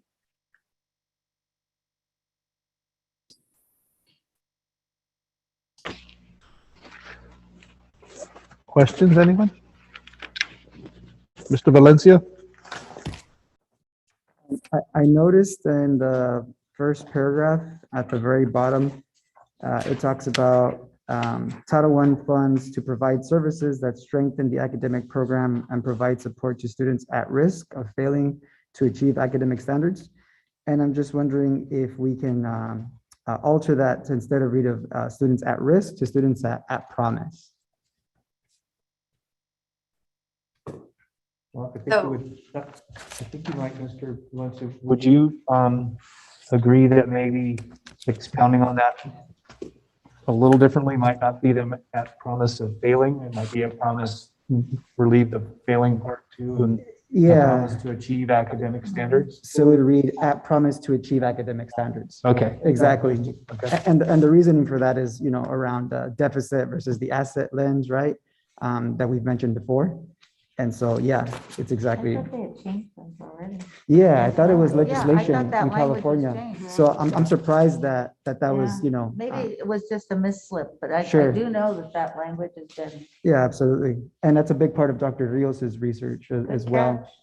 And then my other follow-up question or point would be, it seems like it would be really beneficial to receive quarterly updates regarding the monitoring of progress for economically disadvantaged and quote low achieving students.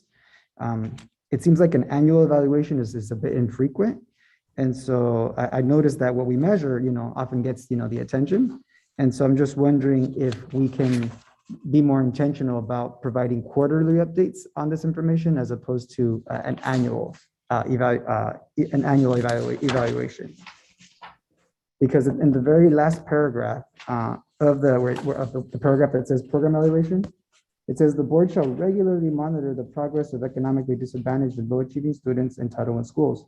During the annual evaluation of the district's progress toward achieving each goal identified in the LCAP or other planning document addressing 20 USC 6312, the board shall review disaggregated data on academic achievement, school attendance, and other outcomes for each student, and shall ensure that strategies are revised as necessary to support continuous improvement.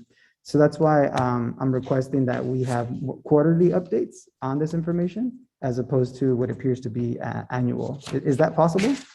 Mr. Valencia, if I may, and board members, at the next board meeting, the 23rd, it's hard to keep track of them right now. The next board meeting on the 23rd, you'll be getting the update on how students are doing. And it's exactly what you just described. In the past, data has been kind of piecemealed to the board. Like one time we hear about how they did on CASP. Another time we hear about how our EL learners are doing. Another time we might talk about attendance. And so we really are taking a different approach so that you as a board and really our community can see the data around the whole child. And so how we'll be bringing that data forward to you at the next board meeting will really be exactly that. There will be attendance data, there will be some behavior data, there will be data from the equity audit that was held. I know you asked about that as well, so there'll be some data in there from that.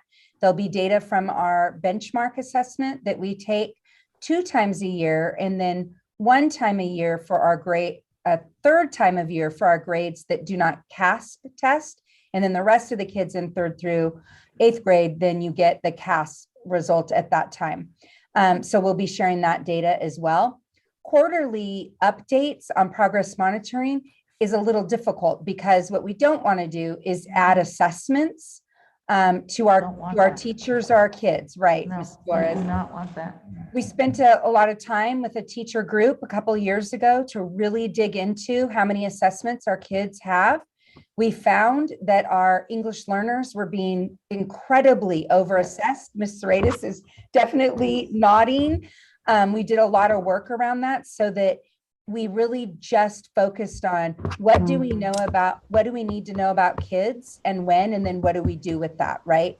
And so what we can absolutely do is provide that information after each major assessment that is already in our system, but those don't land quarterly neatly for us. It just doesn't work that way. I'm hoping that you see how we show the data next time and that you like that format. And then what we've set up is we're going to show you a little bit of all the data so that you kind of get like the health of the system around our kids. And then any of those data pieces that you're like, I want to know more about that, then you as a board then please would direct us to bring that back and let's dig deeper into that. So that we're not just looking at one piece or two pieces of data, that you start to really see the whole picture as our community can see that. And then we'll continue sharing that data with you on a regular basis. You do see the metrics from LCAP annually. That is, how we're supposed to do it. We do give updates along the way. We're progress monitoring all year long. These ladies are nodding their heads, as is all of the departments at home right now, because it's a big part of the job is trying to do that. And we can bring you as much as we have. What we cannot do is add any assessments to a student or teacher's plate to accommodate that. So I think there's a happy middle there. Yeah, and thank you for that context, because that's absolutely not what I'm advocating for. Right. Over assessment. As a practicing teacher, I'm well aware of the over testing for many of our young people, and I'm sure our young people appreciate the fact that they're not going to receive yet another test. Yeah. But I am, recognizing the importance of us kind of doing more consistent monitoring, right? Particularly to what the language here says about our disadvantaged students. And so I'm just advocating that we have more frequent monitoring of that information, but without the over-reliance on assessments. We hear you. It's been an odd time since you've joined the board too, and really since I've been here, because we haven't had assessments in the regular way. And frankly, we took our benchmark assessments last year, but we also know that it was a really hard time. Kids were at home, teachers were doing their very best online to do that. And so really just making sure that we were getting that baseline data, which we need to have for LCAP, and that's really important for how we are funded and the programs we're funded for, but also being really cognizant to just current conditions, and that when we bring things to the board, that really magnifies how important that data is. And so just wanting to honor and respect our kids and our teachers who've worked really hard, and our leaders to we just hadn't brought those forward quite yet, but now we'll start bringing those forward as we're back in session. And it's not, we all know it's not back to normal at all. Not right? Like at all. Teaching in a mask, having kids in and out, all of those things, teachers having to be in and out. It's very difficult, but we will start bringing that data back on a regular basis. We'll have CASP data now moving forward. We have data on our ELs now moving forward. So I think data will start looking a little more consistent to you as a board and just to us as a system. So thank you for the comments. We totally agree. And then we'll get your feedback at the next meeting if you like that format. And then whatever you want to hear more about, we can absolutely bring back to the board. Melissa and Rebecca, so with NWEA, that's hopefully becoming more formative piece to this, rather than, like I think as Mr. Valencia is alluding to, rather than having something that's summative and a year-end thing. I think the other thing that's happened, and you can confirm this, Rebecca, is that as we've gotten away from your more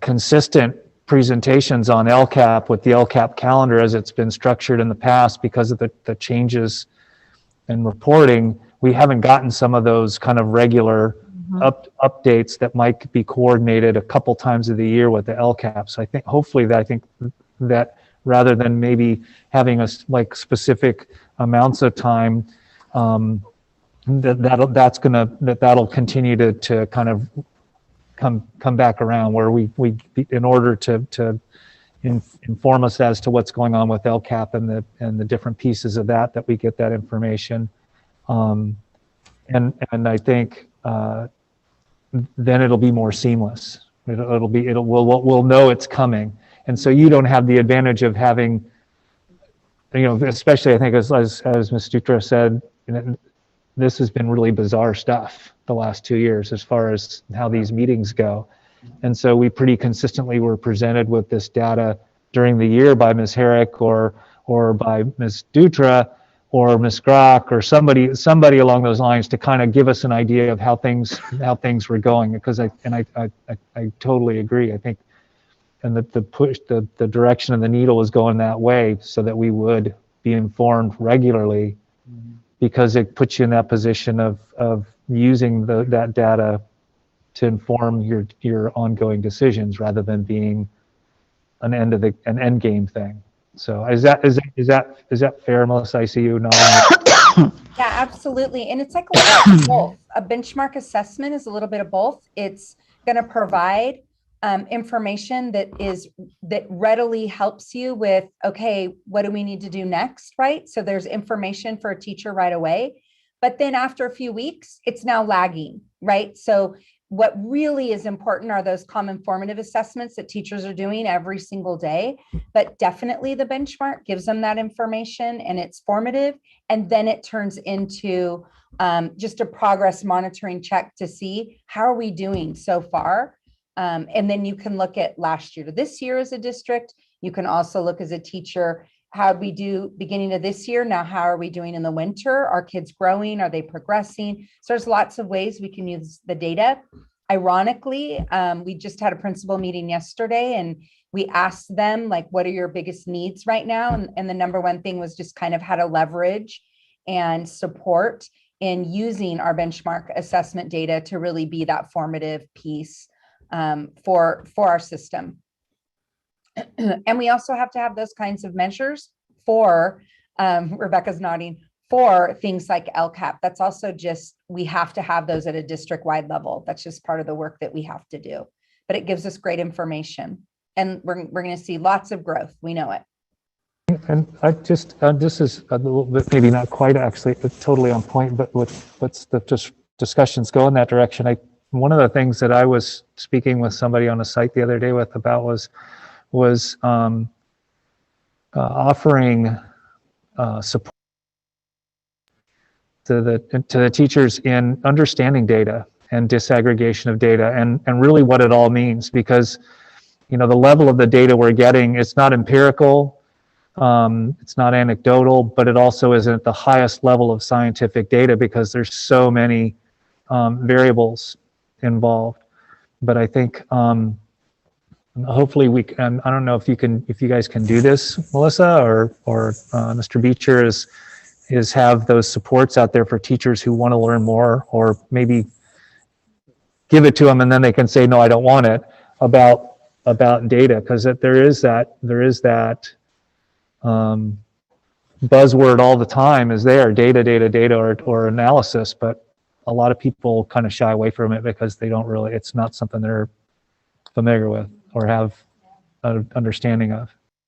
Absolutely. Thank you. I just wanted to just share one more thing, that the school sites are really doing a really exceptional job. I just don't want to move past and not share how appreciative of the work they're doing and their comprehensive needs assessment. And they really are looking at their data. And it's just like we said at the beginning, this has been a learning tool. And I just don't want to move past that, because there's been a lot of work put into that. And anytime they update their plans, they're doing the same thing, and at least on a quarterly, basis. So I just want to really give them some, let you guys know how hard they're working at this. We appreciate that. Any other comments? Well, I'll acknowledge review of the board policy 6171, Title I programs as presented, and request administration to bring the item back for action at the next regular board meeting. Thank you, Ms. Herrick.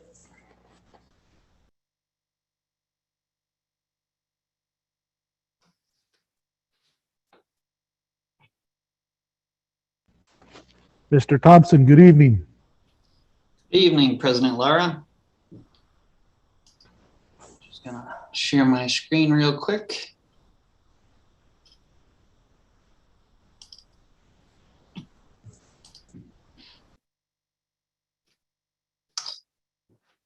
Good evening, members of the board, Interim Superintendent Beecher, cabinet members, and members of the community. We are excited to be before you this evening to share our design for inclusion for Santa Maria Bonita School District Phase 1. Our district currently serves over 200 students with mild to moderate disabilities in 24 special day classrooms across the district. These are students with speech and language impairments, other health impairments, specific learning disabilities, autism, and students with mild intellectual disabilities. This means that most of these students are educated in schools other than their neighborhood school, away from neighborhood friends and family. It also means that these students are educated outside of the general education classroom setting for the majority of their day. And for our teachers in these classrooms, it means that we are asking them to provide core instruction and specialized academic instruction at the same time. Our district would like to address these inequalities by reallocating supports and restructuring our current model so that our students will be able to receive services and supports at their neighborhood school to the greatest extent appropriate, while also minimizing transitions from school to school throughout the student's educational experience in Santa Maria Bonita School District. At the same time, creating a system of support for all staff so that they have the tools and resources to support all students. As stated previously, our design will require the restructuring of our supports for students with mild and moderate disabilities, specifically our mild and moderate special day classrooms. Our therapeutic learning program, TLP, has done an outstanding job. And because of this, it will allow us to also restructure these supports to support inclusive education district-wide.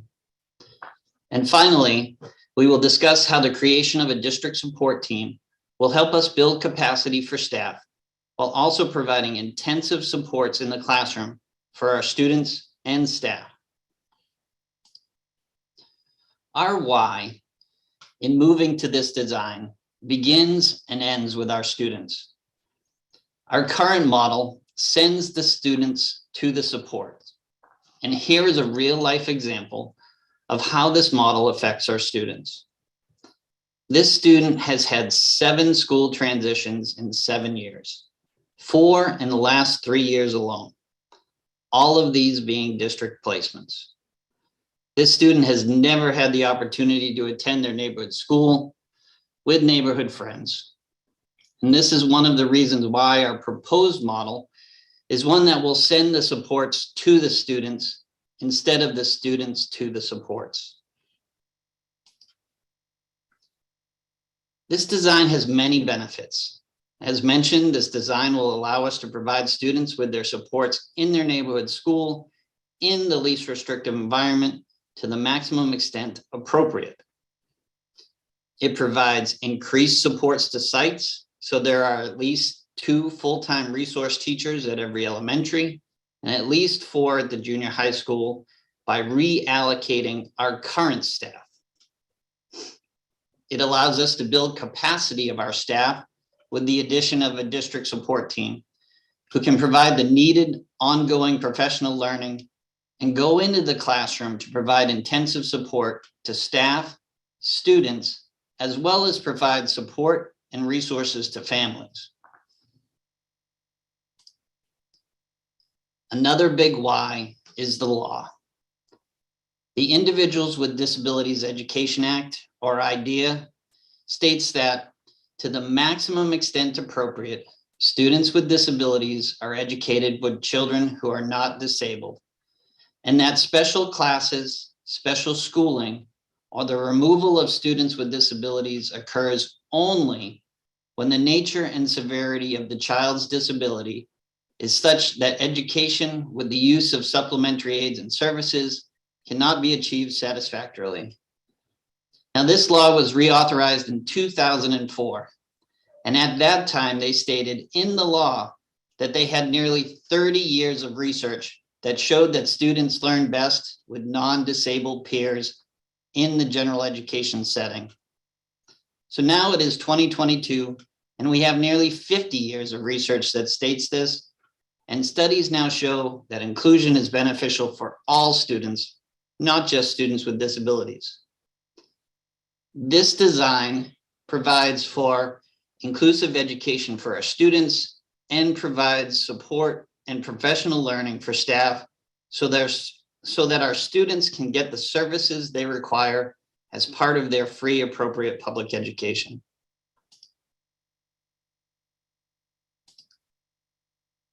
Our final why comes hot off the presses from the California Department of Education and its newly released state performance plan targets for least restrictive environment. These targets are much more rigorous than in years past and states that districts will have 70% of their students with IEPs in general education 80% of the time or more in just 3 short years. And even more staggering is 5B, which is the category most commonly associated with our students in special day classrooms. And it states that by 2025, we should only have 12% of our students in general education less than 40% of the time. If we just look at our students in our 24 mild to moderate special day classrooms, we have already missed this target, as 14.4% of our students with IEPs are currently in these classrooms. And when you factor in our SDC classrooms for students with autism and students with moderate to severe disabilities, we are well over 20%, making it difficult to meet these targets. Now, we will need to meet these targets, and this design will help us do that. But our district wants to move to a more inclusive model because it is what is right for kids, and it will improve outcomes for students.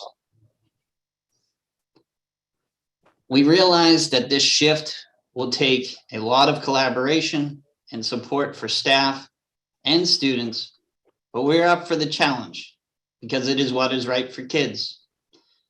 And we have a multi-year plan for how our district can provide these opportunities for students while providing the needed supports.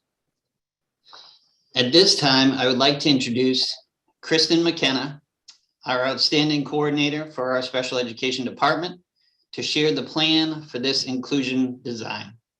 Kristin. Thank you, Eric, and thank you everyone for letting us present tonight. This is very exciting for Eric. I appreciate your time. So how are we reimagining services? It's really a restructuring of our mild moderate program so that the majority of the students in our K-2 classrooms will be able to return to the neighborhood schools.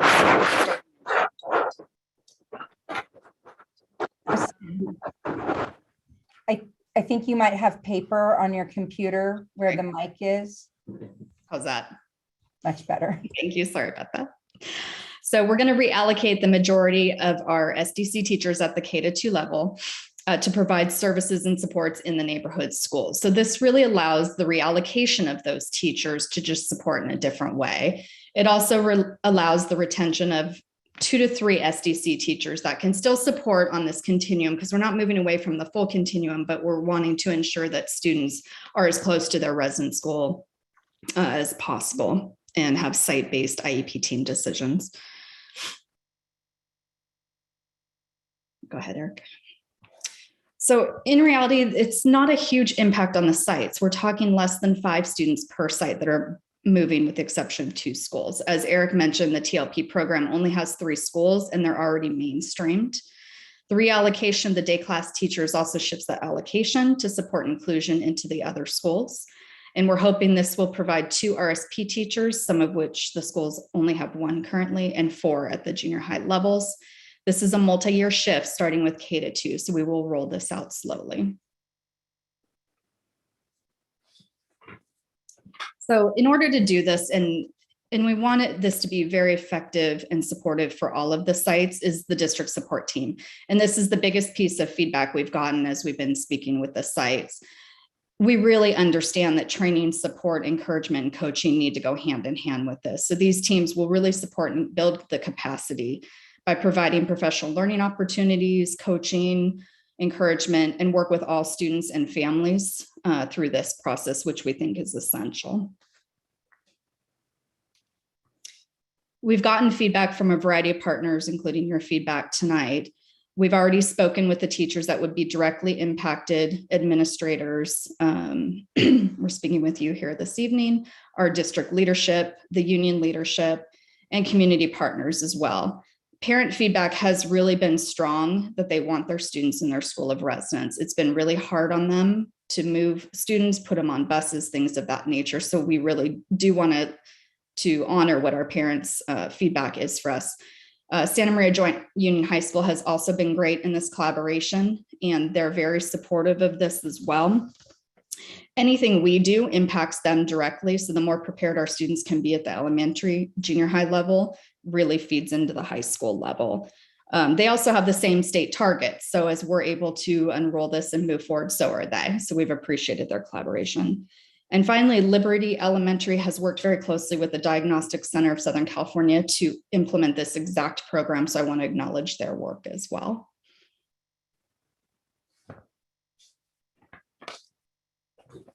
So in conclusion, really this provides supports and services to students in their least restrictive environment. It's also providing supports to staff through capacity building. It provides additional supports in the classroom for all staff and all students, general education, with students with special needs and providing that support for all. It builds collective efficacy amongst the staff in a manner that's systematic and equitable. It meets the requirements of IDEA and the LRE, and it meets the requirements set forth by the state. I want to thank you for your time. I also want to thank our special education team and department. This has definitely been a team effort. I'm also grateful to our district leadership who has really supported and guided us through this process as well. So thank you, and we're happy to take any questions. Questions, anyone? Ms. Cordero?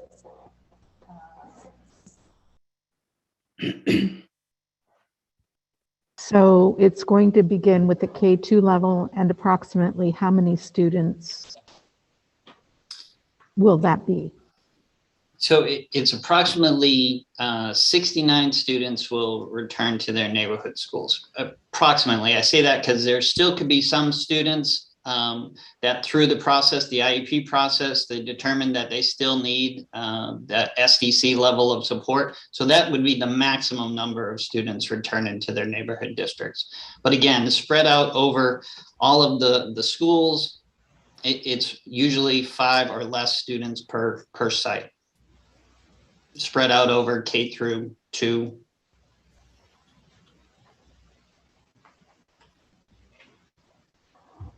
And the model for this, how is this going to look, say, compared to what I saw, say, at Oakley a few years ago, where there was co-teaching going on? So with the support on site of those, say that the 2 folks, are they going to be going classroom to classroom, and the kids will be integrated into the regular or general ed classroom, and then those folks will circulate, or how's that going to work or look?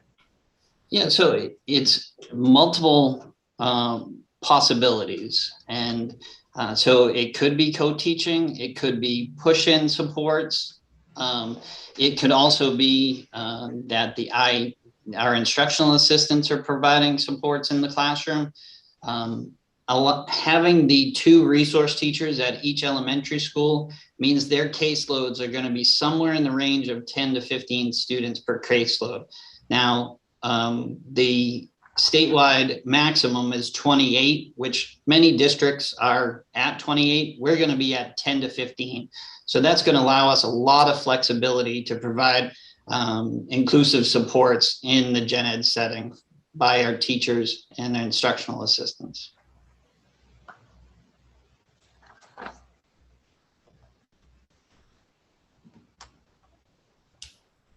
I have one question, comment, so to speak. Number one, will you please include this in our Friday memo, the presentation? Because I still would like to process some of the information in here. And as I look at the whole process of inclusion and getting our students back to their neighborhood, how are we going to bridge the time that is needed to spend with classroom teachers that are now going to be receiving the students, because there's a lot of communication that needs to go on working with our students in general in terms of the services that they actually are needing, so that it is purposeful and deliberate and meeting the needs of all involved in the classroom. It's a big plate to have, I understand. And having had students at Ontiveros come into our classroom on a regular basis, the communication and the actual openness of moving to bridge the needs of those students has to be a happening, ongoing, daily occurrence. So I know it's a small detail kind of question, but I'm just looking at how to view the bridge being built so that I can see how we process through this. And I know the presentation said we're doing small steps, and I understand that. And it is a needed process. I just want it to go well. I want it to be mindful, and I want it to be deliberate so that all involved are servicing and moving through the necessary process. I don't want it to be another layer of misstep. In other words, our students don't deserve that either. So I just, as I look at this at another time so I can absorb it, I will look at that in terms of some of those kinds of conditions as we move forward. Absolutely, and we can provide you this plus many other more detailed aspects of this plan, including professional learning that we're actually going to begin rolling out later this month in a training series for both general education and special education staff as we prepare for this, because this shift is looking to take place for next school year. So from literally this point forward on, we're doing everything we can so that this is a successful transition for staff and students. It was interesting, Vita. I was looking at some of the literature in this regard today, and the perception of self-efficacy was much higher on the special ed side of doing this, special ed teachers side of doing this, than it was for the general ed side of teachers. I think is what reflecting what you're saying. I think we really have to support our general ed folks and really be good on communicating with them, and like Mr. Thompson's just said, really give them the support so they feel well prepared, because there is that sense, that lower sense on their part of self-efficacy in this structure of inclusion in education. So I hope I'm with you. I hope we really do our due diligence in that.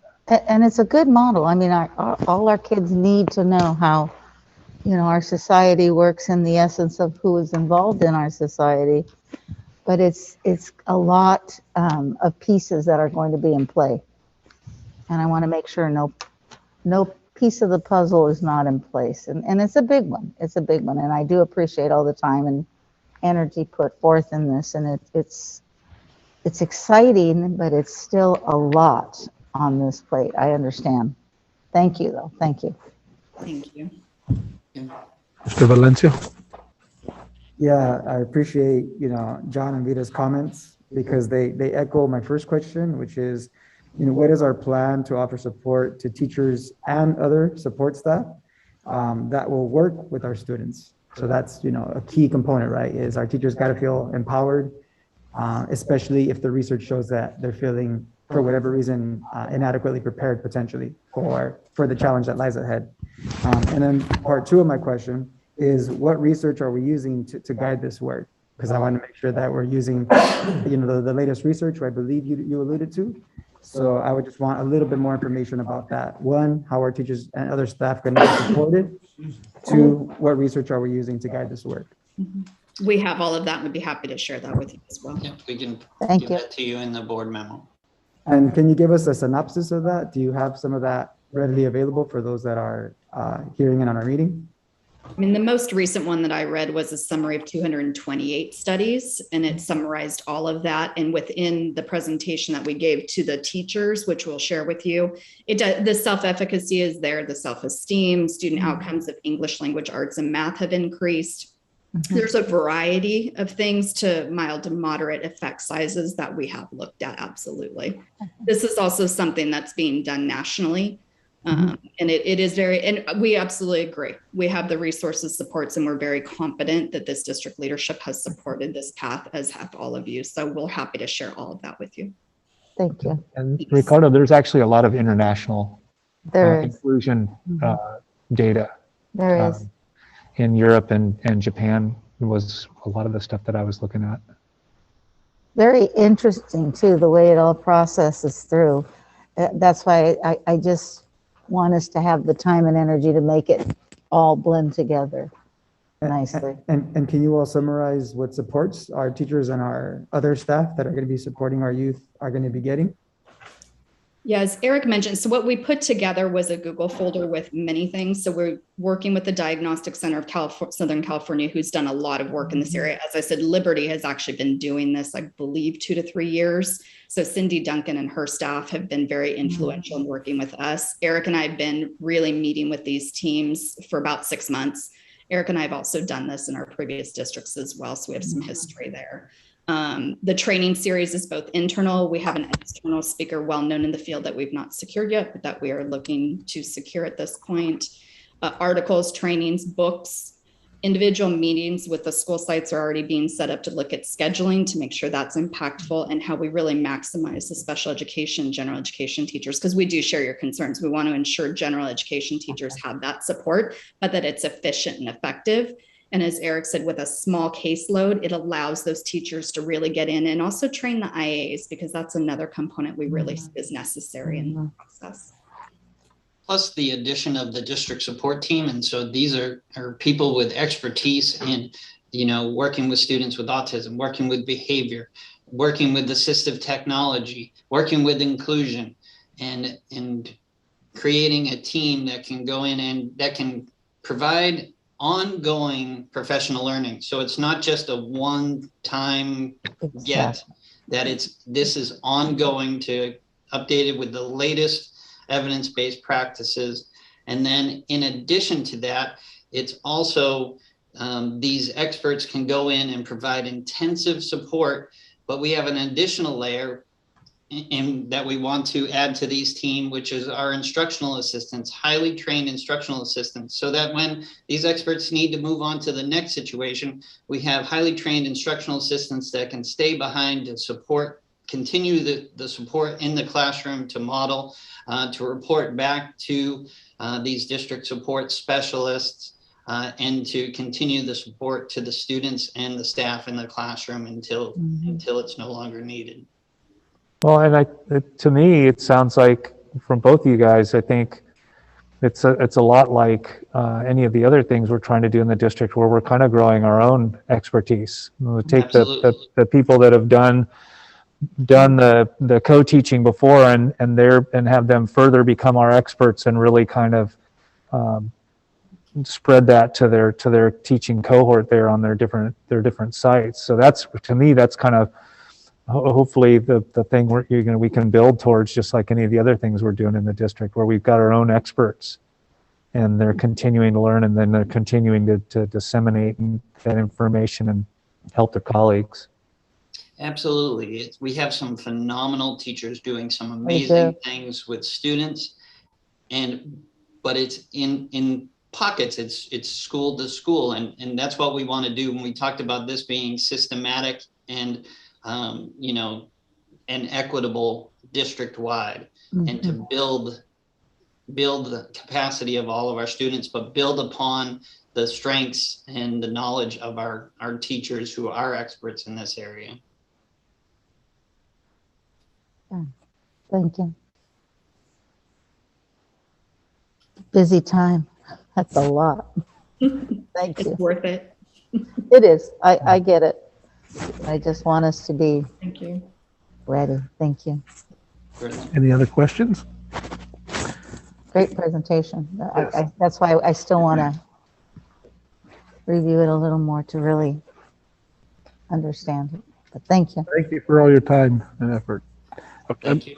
I'll acknowledge the receipt of the Special Education Update Inclusion Model Phase 1 as presented. Thank you very much. Thank you. Item 9, Board Superintendent, Mrs. Cordero. I don't have anything to share at this point. Thank you. Mr. H. I have something very good to share.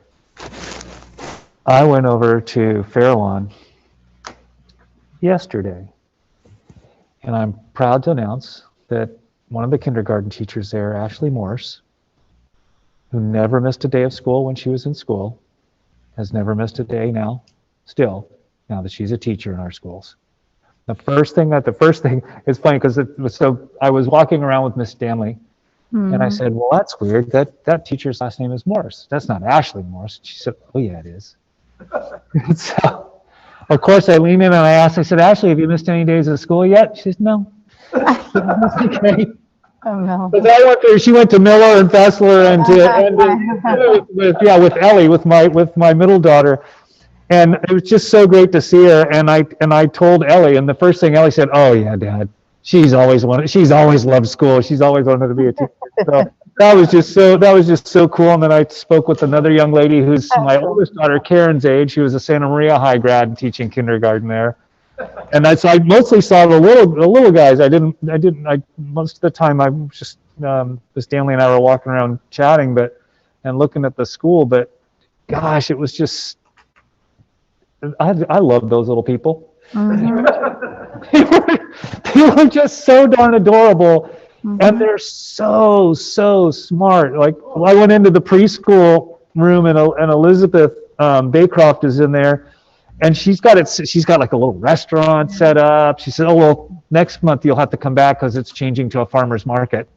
And she said her kids are it's just the most brilliant group of kids she's had. She said, you can't believe how amazing these kids are. And so it was the reason I mention it is because I think the feedback that I've gotten through us doing the search and hearing about the people's interactions in other districts, and some of the things we're talking about tonight is visibility, right? Yeah. And that tangible sense of being on campus and palpable sense of being in the presence of another person. And so I've really missed those site visits like that. I've gone over to Libin now and been there and now gone over to Fairlawn, and so the rest of you guys are fair game. But it's just getting back to that. Yes. So it's so affirming, so cool, and our teachers are just so amazing. Yes. It's really cool to see. It is. Mr. Valencia. Thank you, John, for those comments. I want to acknowledge that February is Black History Month. And I got to give props where props is due, because Ms. Kuramitsu is the board member at the high school district that I actually got this idea from, because I remember I attended a board meeting and she specifically acknowledged Women's History Month, which I believe is coming up in March. And so my hope is that we can be more, more cognizant, right, of these major celebrations in education. Acknowledge them with resolutions, right, where we express our commitment to learning about all Americans. And so I wanted to begin with that and give props where props is due. I also want to make sure that we're honoring Black history every month, not just in the month of February. And a question that I have for our district staff is how often do our students get to learn Black history and culture in their classes? I want to know more about that. Especially because it pertains to our board's equity, diversity, equity, and inclusion resolution. And so my request is for the board members as well, if you would be interested in agendizing this information, if you also would like to know what percentage of our curriculum, includes Black history. And part of the spirit behind this request is many of my high school students, when we learn about the civil rights movement, when we learn about other, accomplishments in African-American history, they often let me know that they feel like there's major gaps in that for them, that they want to learn more. And that excites me because the majority of our students, at least at Santa Maria High School and in our districts, and even in Bonita, they are Latino students. But I'm really proud of our young people that they don't just want to learn about themselves, they want to learn about people that are different from themselves and see those connections. And so that's why I request, if the board is interested in receiving that information as I am, I would love to agendize that within the next two months if possible. Just for clarification, Mr. Valencia, so that I'm clear on what to put together, you did make that request quite a few months ago, and we provided all of that information in a board memo. Is there something additional that's needed or that you want agendized, just so that there's clarity of understanding of what it is that you didn't receive at that time? I think it would be beneficial to our community if they also receive that information. So whatever information that I've received or that the boards have received through our board members, I think it would be helpful if our community was also aware of that as well. So if that could be presented to us as an agenda item, I think that would be really helpful.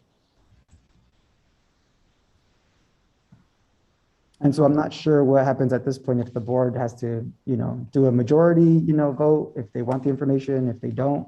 But that is a request that I have to agendize an item. Maybe it's something we can verbalize and discuss in a closed session so that we can then understand it and clarify it and then see It's if not necessarily an item for closed session, but and we can't really vote on it because it wasn't agendized. on the agenda, yeah. We have in the past, though, during this part of the meeting, made that request, and then. Correct. Okay. The request has been made, and then, sometimes there's a discussion that forms some form of consensus. So it isn't necessarily a formal action called vote, which you can't do without an agenda item. But a conversation during comments can kind of form a consensus around that. And then, under the board policy, the superintendent and the board president form the agenda.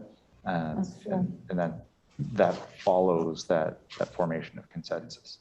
So maybe Mr. Lara, if you could get together with Mr. Valencia, and just to understand maybe the specificity for Melissa's benefit and whoever might be talking about it, what the specificity of that would be or how that would look. And then for Mr. Valencia, what I'm hearing is kind of more timeliness or specificity in delving out some of those groups that we're talking about in our inclusive diversity and inclusion kind of resolution.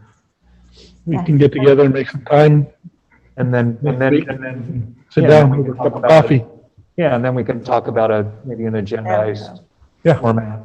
Okay, that's good. So that Melissa feels prepared or understands what the directive or ideas are. Does that sound right? Yeah, absolutely.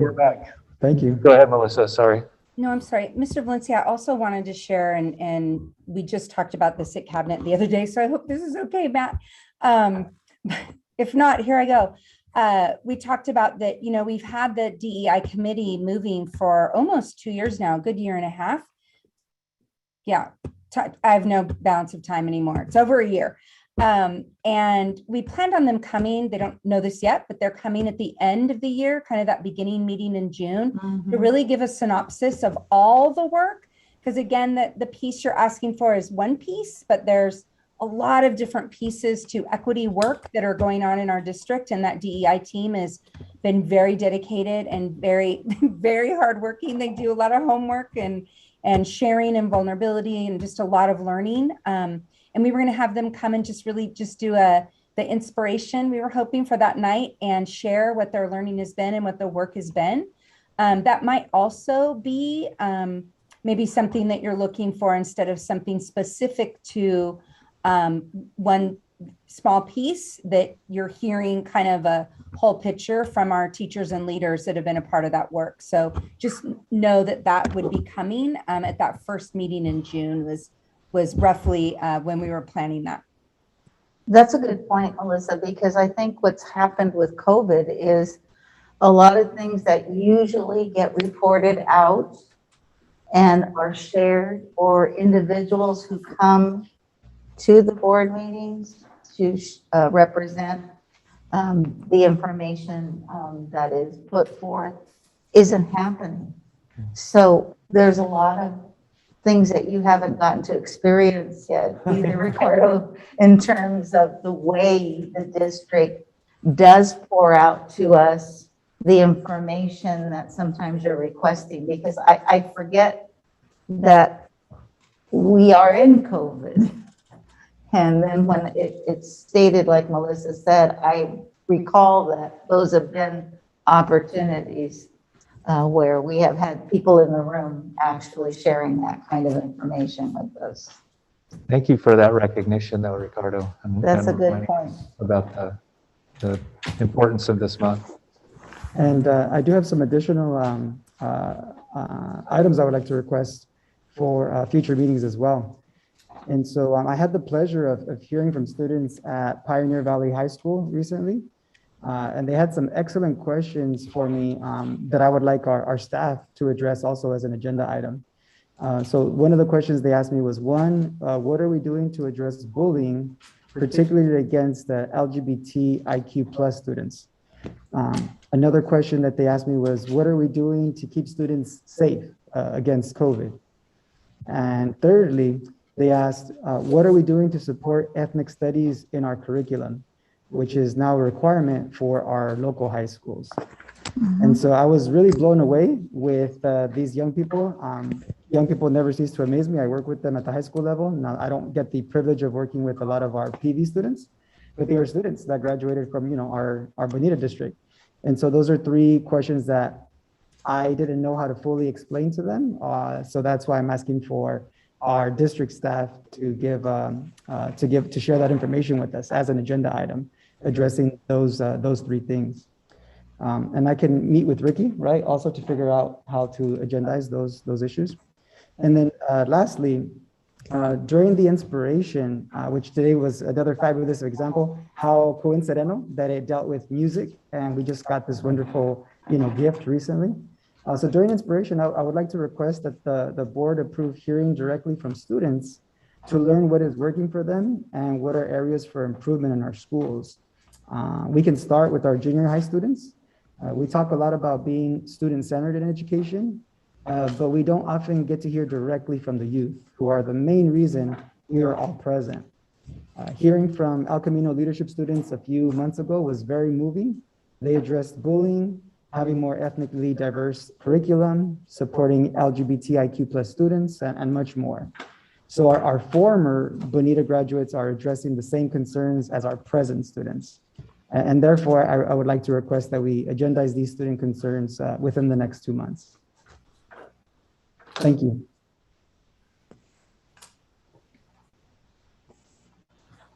I had the opportunity to be at the junior high school where we are seeing finally over 45 individuals out for a dance and cheer club. And it's been very energized, and it's been a delight to see kids having fun, even in a mask, sweating in a mask, but enjoying themselves. And it's ingenious how, because of COVID, the dance routines or the cheer routines are uploaded to a group YouTube, so they can practice at home, and then they have maybe once a month an actual on-campus practice. But I know teachers out there are beginning to look at ways to get kids motivated and activate some of those activities that are fun, and getting those kids to move a lot more. So it's good to see, very good to see. Then that's all I have today. Thank you. Again, can I just ask for clarification, because this would be me also.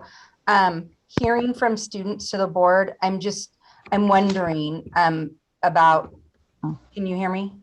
Now we can, yeah. Okay. I'm so quiet as you laugh. That's usually the job of staff. So is that a request that staff is holding more, more listening sessions with students, and then we bring some trends forward.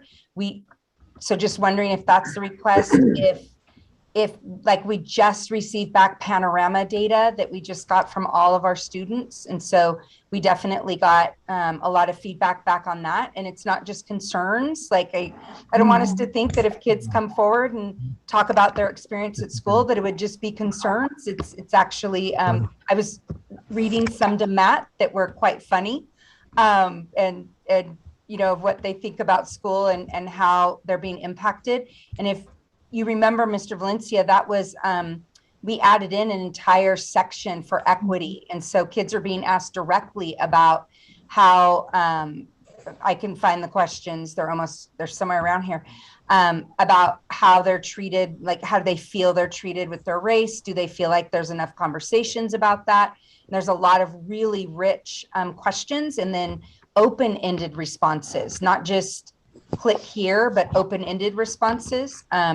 And we can share those as well. So I'm just maybe I'm putting that out also for Mr. Larf, for you guys to have a conversation on what that could look like. Or Mr. Valencia, are you thinking like the high school, a student body from each of the junior highs, if they have a student body, to come and report out what's going on at El Camino, and then one from Fessler and Tommy Coots and Ariana's, and just one representative just to give a little bit of feedback on what's they're liking and what is that what you're asking for? Exactly. What I would like to do is hear more from the students, right? Yes. And so hear from them directly, just like the El Camino students did a few months ago. Yeah. Where they gave us a presentation, they did their research, right? They gave us their priorities of what they would like to focus on.